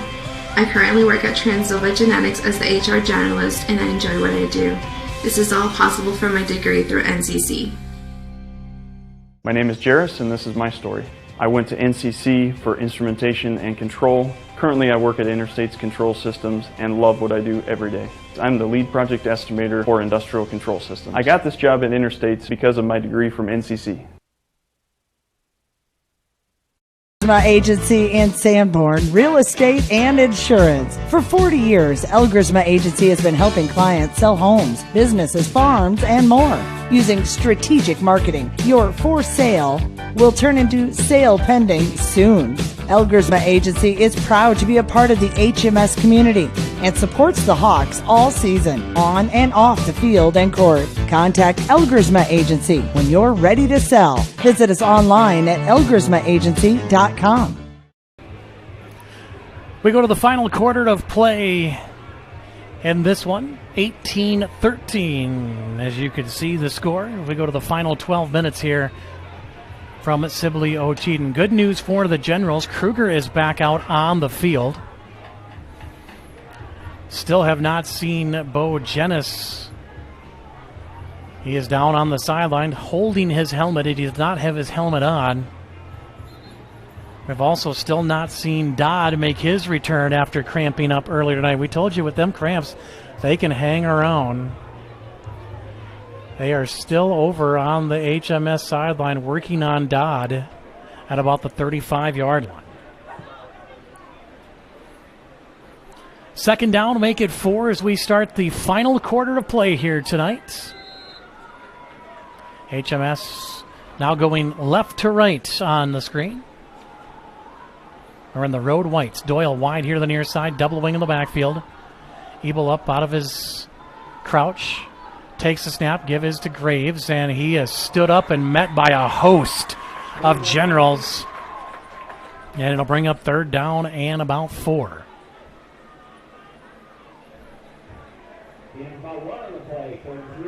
So if you're HMS, it looks like the game could come down to Ebel and Graves with no Dodd in the backfield. Dodd, though, right now, with the biggest play of the night, the 87-yard kickoff return for a touchdown to start the second half. Third down and 4. Back to the line of scrimmage come the Birds. Double wing in the backfield.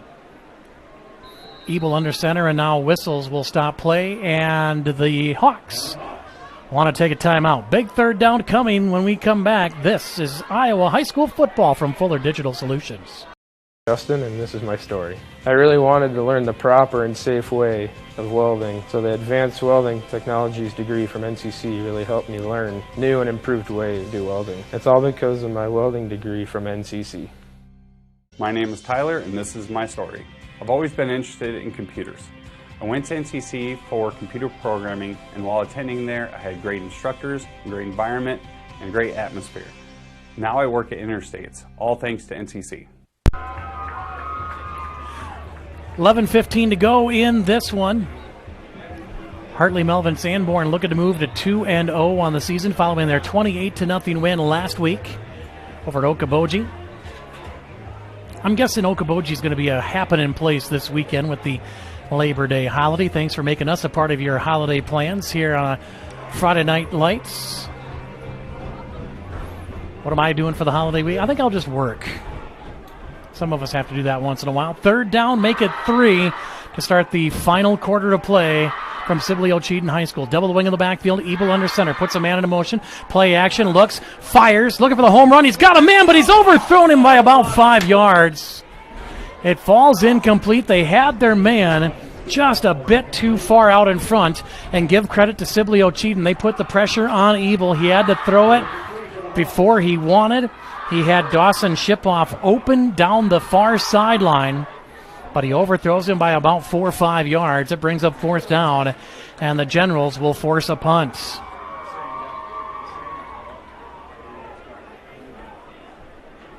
They got great pressure on Cooper Ebel. Now the Generals running guys on and off the field here. 1, 2, 3, 4, 5, 6, 7, 8, 9, 10. Well, they got 11. Snap comes, all kinds of chaos. There no flag's going to be flung out there. They'll take the punt at the 30, 35, 40, and that'll be about it. So a return of about 12 yards for the Generals, and they'll have it approaching midfield, 1st and 10 with 11:04 to play in the ball game.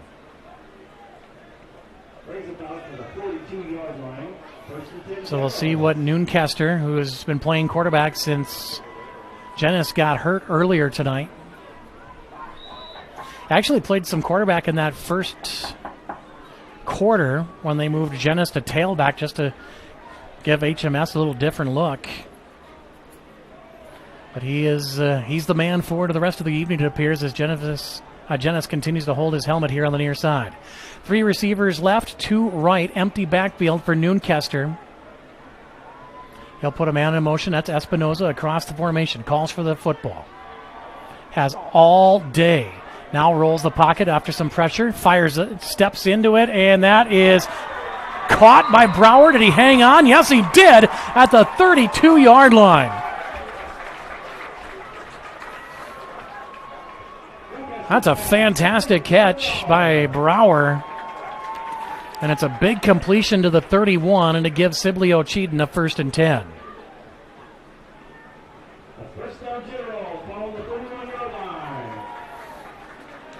Nuncaster fired a dart. And it's 1st and 10 for Sibley-Ocheyedan. Under 11 minutes to play in the ball game. 2 receivers left, 1 right. Shotgun formation, Platt to the right of Nuncaster in the backfield. HMS shows blitz. They don't get there, and Nuncaster's got a big run to the right side, and it's another 1st down for the Generals inside the 20-yard line. They brought the blitz up the middle. Nuncaster snuck out the right side, and he picks himself up a gain of 11.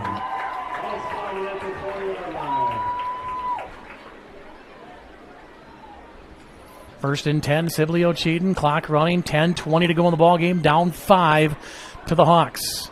Still no Dodd as he is continuing to try to stretch out on that far sideline for Hartley-Melvin-Sanborn. 2 receivers going to come here to the near side. 2 receivers to the far side, and now whistles and a timeout taken by the Generals. Coach Tate Kellenberger didn't like what he saw, and they'll take a timeout, and so will we. With 10 minutes to go in the ball game, Hartley-Melvin-Sanborn leads by 5. Digital Solutions started a little over 6 years ago doing Facebook Live videos for a couple ball games. And little did we know we'd have the 2020 pandemic and so many reasons for doing live streams on our new YouTube channel. We have 12 schools we cover: Mississippi, South Dakota, and Iowa, and we're always growing. If you're interested in working with FDS as camera operator or play-by-play for the many sports we cover, or if you would like to use our services to live stream your event, email us at fullerdigitalsolutions@gmail.com and subscribe to Fuller Digital Solutions on YouTube. The music selection continues to be good. Not as good as it was in the first half, but then again, they're not playing any more 80s music. This is Bruno Mars. I believe that's who it is. The fact that I know that scares me. 1st and 10, Sibley-Ocheyedan after the big pass completion. They'll put 3 receivers left, 2 right. Empty backfield for Nuncaster. They'll move Platt in motion. They will fake it to him. Nuncaster's going to keep it himself right up the middle, across the line of scrimmage. And he'll get a couple. Behrens is there to bring him down. Brings up 2nd down and 7 after the gain of 3. Clock runs now under 10 minutes to go in the ball game. HMS going to need 1 more stop defensively. Remember, Sibley-Ocheyedan was moving the ball well in that 3rd quarter. And then Jennis got hurt. And then the big sack came on 4th and 5 for the Hawks. Pistols set. 2nd and 7. They'll give it to Platt. He'll try to bounce to the outside. Makes a man miss with a stiff arm. Touch to the corner. Dives ahead towards the sticks. He's going to be just short of the mark to gain, it looks like. It'll bring up 3rd down and inches, though, for Sibley-Ocheyedan.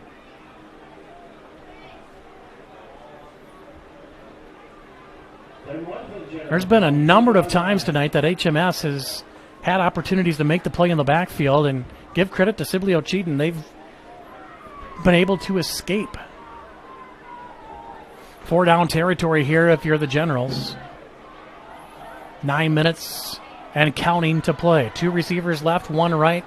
Shotgun formation, Platt to the right. Nuncaster calls for the football. He's going to keep it himself. Looks for the hole and is stood up, and I don't think he got there. He is going to be short of the mark to gain. It's going to bring up 4th down.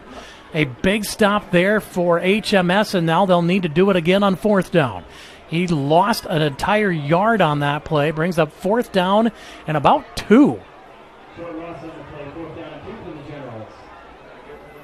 Great pressure. They went right at Behrens, and Behrens made them pay. As the Hawk players trying to get the far sidelines fired up. A big 4th down play coming with 8 minutes to go. Generals are going to hurry to the line of scrimmage, try to get a quick snap off. Pistols set. Play clock down to 2 to 1. They get the snap off. They give to Platt, and he's got a 1st down off the 2nd effort. And it's 1st and goal for Sibley-Ocheyedan with 7:45 to play in the football game. Generals were lucky to get that play off. The play clock was down to 1. And it's 1st and goal from the 7. You got 4 cracks to get this thing in here if you're Coach Kellenberger.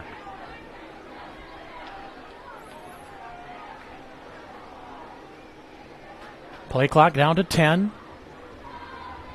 1st and goal from the 7. Shotgun formation for Noonkester. Play clock down to 2. Snap. Noonkester keeps it straight up the gut. He's going to walk into the end zone for a General touchdown. I'm not sure if he was touched. He went right up the seam. And just like that, Sibley-Ocheyedan back on top by 1.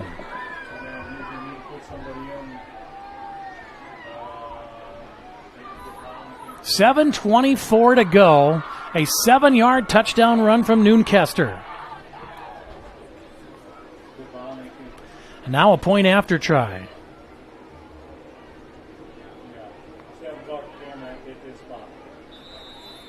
An impressive drive for the Generals.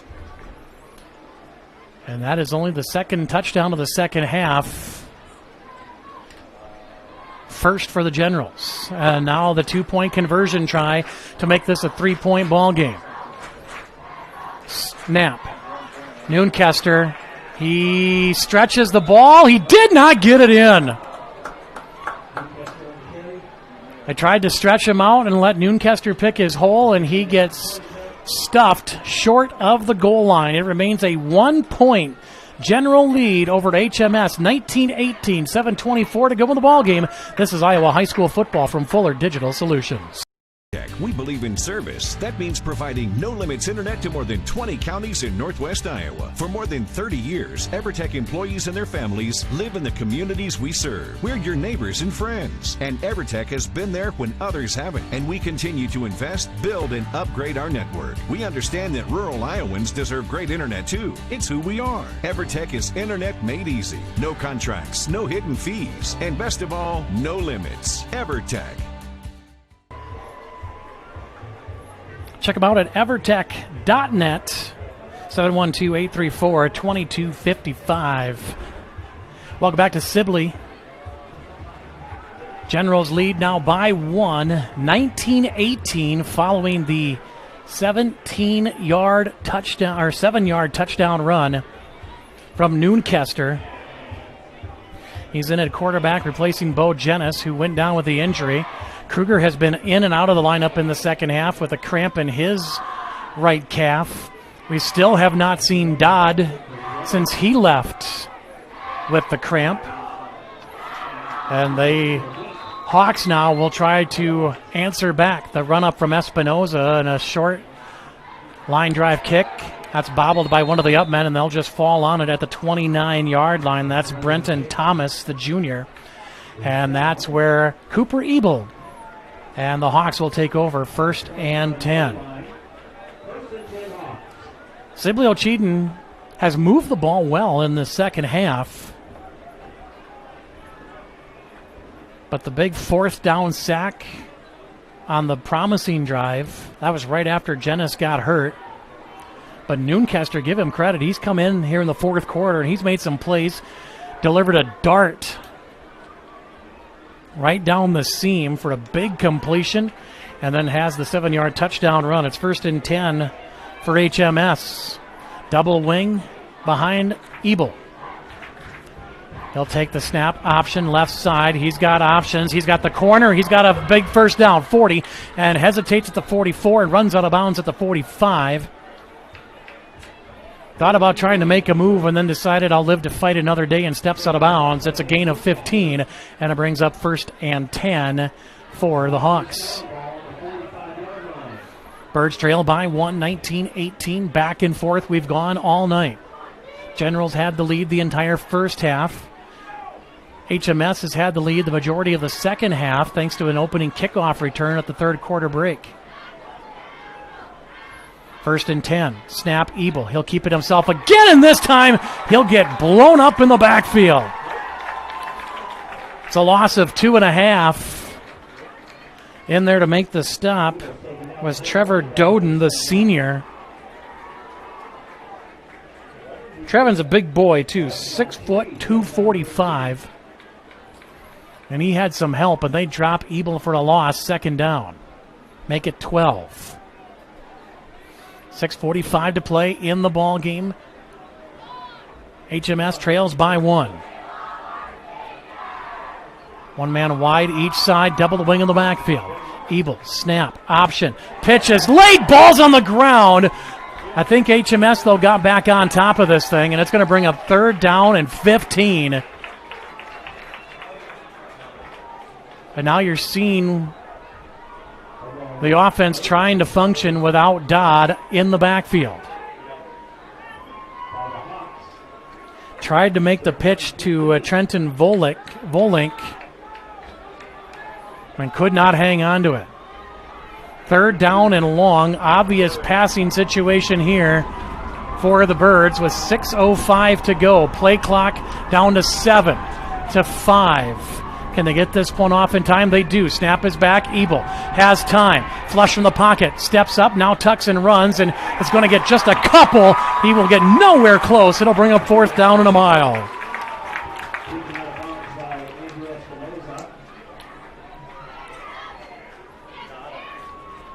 No chance for Ebel to make a play with his feet there, and great coverage by Sibley-Ocheyedan. And with 5.5 minutes to go, we'll see the punt team come on for HMS, and they will turn to their defense to try and make another stop. Brower back deep to return the punt here for the Generals. Doyle calls for the football. He's got it. He will send it away. Good kick.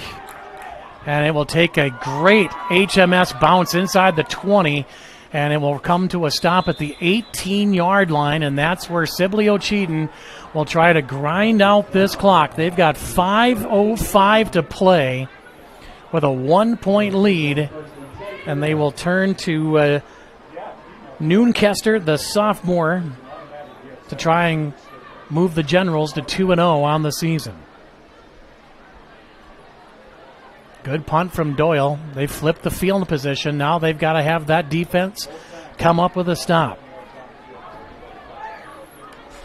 5th-year coach Tyler Horkey trying to move the Hawks to 2-0 on the season. 5 wide receivers set. Noonkester will put Platt in motion. They'll give it to him on the end around to the right. And Platt is going to get buried behind the line of scrimmage. That's a loss of close to 4, maybe even 5 yards. We'll see where they spot the football. It's going to be 3 at least. It's going to bring up 2nd down and 13.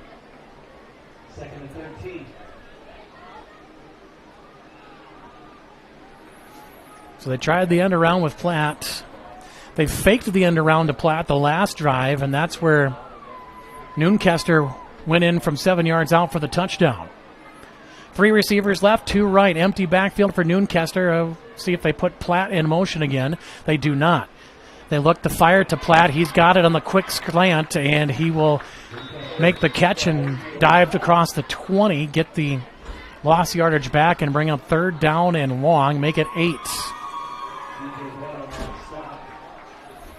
Clock continues to run, though. That's the Generals' friend at this point. They are just going to try and grind that clock out. They need a couple of first downs to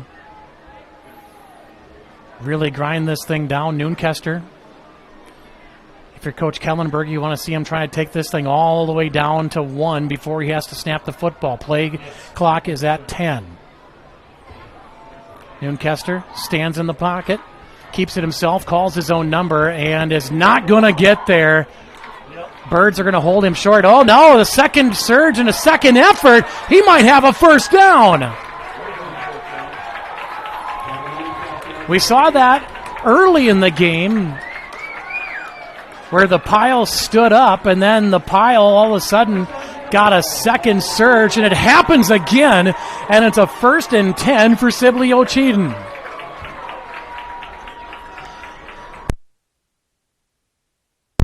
First and 10 for the Generals.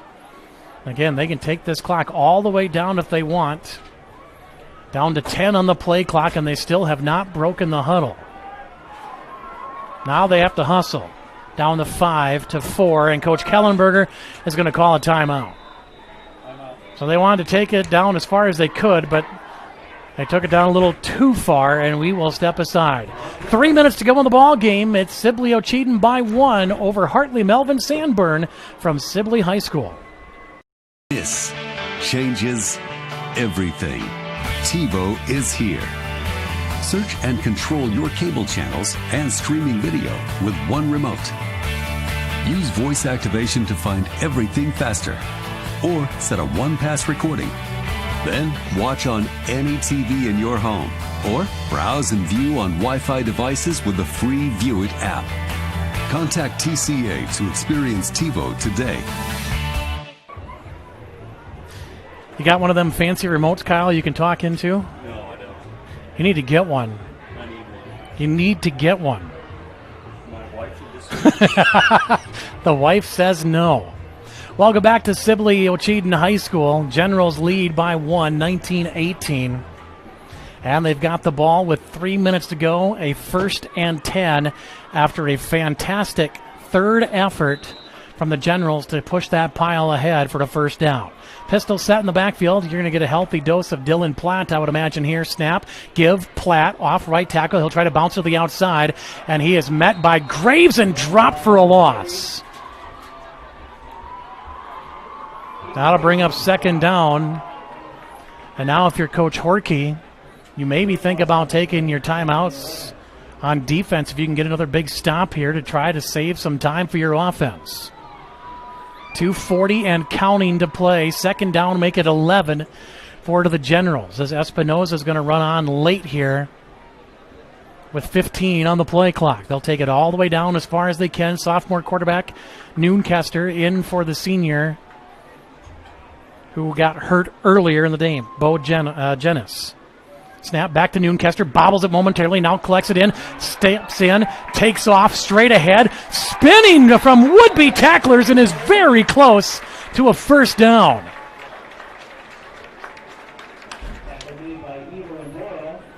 Noonkester bobbled it right as the snap came back,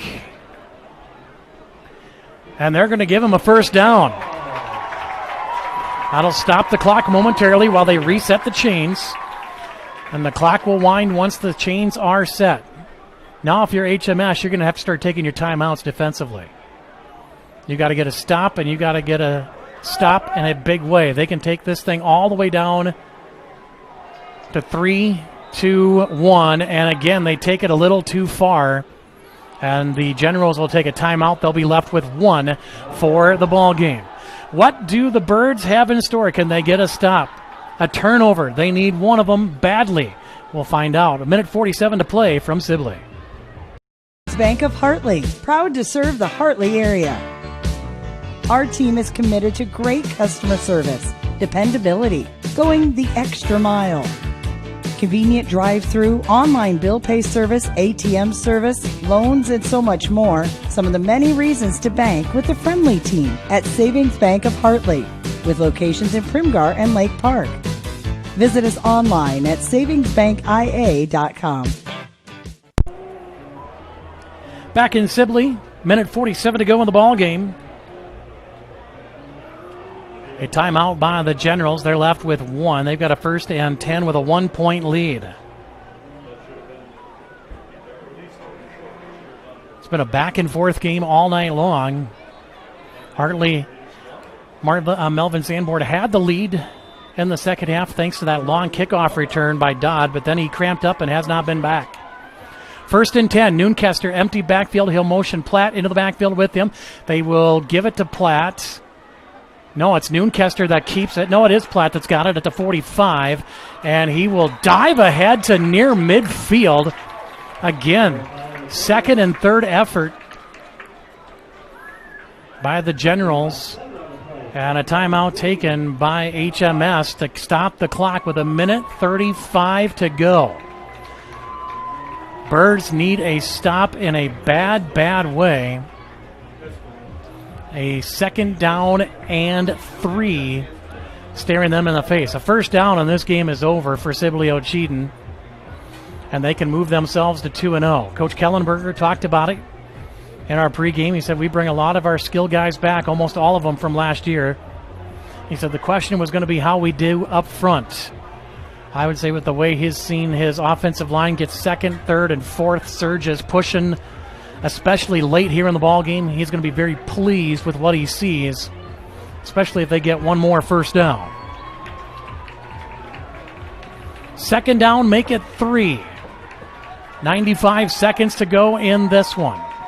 A first down would seal the game for Sibley-Ocheyedan as the Birds only have 2 timeouts left. Noonkester to the line of scrimmage. He'll go under center.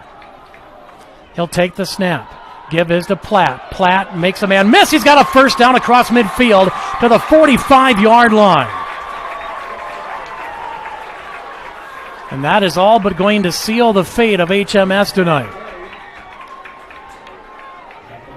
Hawks have 2 timeouts left they can burn, but then they cannot stop the clock.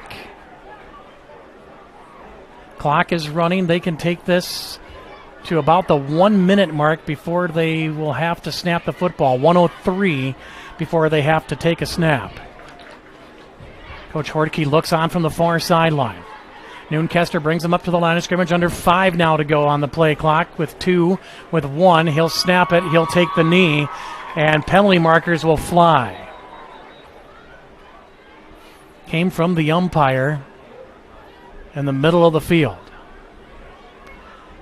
And they'll call a false start on Sibley-Ocheyedan, and that'll back him up 5 yards.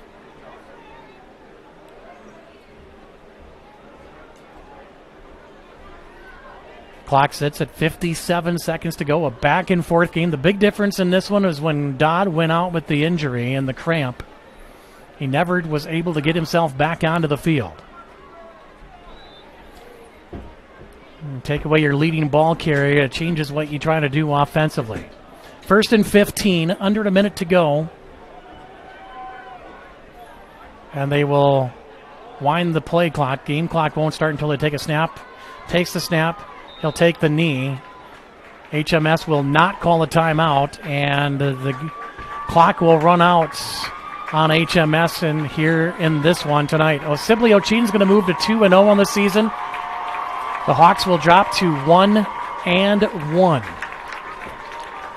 They'll have to snap the ball one more time, and this one will be in the books. Noonkester will bring them up to the line of scrimmage one last time. Got 10 left on the play clock, 24 on the game clock. Noonkester takes the snap, takes the knee, and puts this one in the books. A 19-18 finish. A fantastic ball game here tonight from Sibley-Ocheyedan High School. We'll come back and we will wrap things up from Sibley. This is Iowa High School football on Fuller Digital Solutions. Gabby, and this is my story. I went to NCC for the Administrative Secretarial program. I currently work at Transilva Genetics as the HR generalist, and I enjoy what I do. This is all possible from my degree through NCC. My name is Jairus, and this is my story. I went to NCC for instrumentation and control. Currently I work at Interstate's Control Systems and love what I do every day. I'm the lead project estimator for industrial control systems. I got this job at Interstate's because of my degree from NCC. My agency in Sanborn, real estate and insurance. For 40 years, El Grisma Agency has been helping clients sell homes, businesses, farms, and more. Using strategic marketing, your for sale will turn into sale pending soon. El Grisma Agency is proud to be a part of the HMS community and supports the Hawks all season, on and off the field and court. Contact El Grisma Agency when you're ready to sell. Visit us online at elgrismaagency.com. For the final time here tonight, Sibley-Ocheyedan moves to 2-0 on the season. They pick up a 19-18 victory over Hartley-Melvin-Sanborn in a matchup of 2 undefeated teams here early on in the season. Fantastic ball game. Miscues by the Hawks, a couple of turnovers. Never directly led to any points, but a lot of the 50-50 plays seem to go Sibley-Ocheyedan's way here tonight. Opening drive of the night saw Sibley-Ocheyedan go 70 yards for the opening touchdown of the evening. It was a touchdown run for Bo Jenis that put the Birds in a 7-0 hole early. HMS, though, would come firing right back after a couple of big runs by the fullback, Keaton Graves. They would go with the option to Dodd, and he would do the rest. He would carry it in from 27 yards out for HMS's first touchdown of the night. Sibley-Ocheyedan would come right back, take the lead again before HMS would pull it to within 1 at halftime. That brought the start of the second half, and Connor Dodd takes the opening kickoff 87 yards untouched. It was not close. He went right up the seams, turned on the afterburners, and he was gone. That put HMS on the board 15 seconds into the second half. They would lead 18-13. No scoring came until the final or second to last drive for Sibley-Ocheyedan. It would be a 7-yard touchdown run by Noonkester from 7 yards out. That would prove to be the difference. Noonkester filling in for the injured Bo Jennis.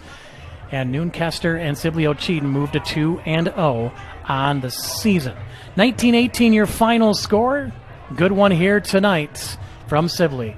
Thanks to the folks at Fuller Digital Solutions for having me down here in Northwest Iowa covering the game. It was a lot of fun. Haven't called a high school game since late March of last season, so it was a lot of fun to get back behind the microphone again. Love to do it again sometime. Big thanks to all the sponsors making the broadcast possible here as well. Your final score is Sibley-Ocheyedan 19, Hartley-Melvin-Sanborn 18. This has been a high school football presentation from Fuller Digital Solutions.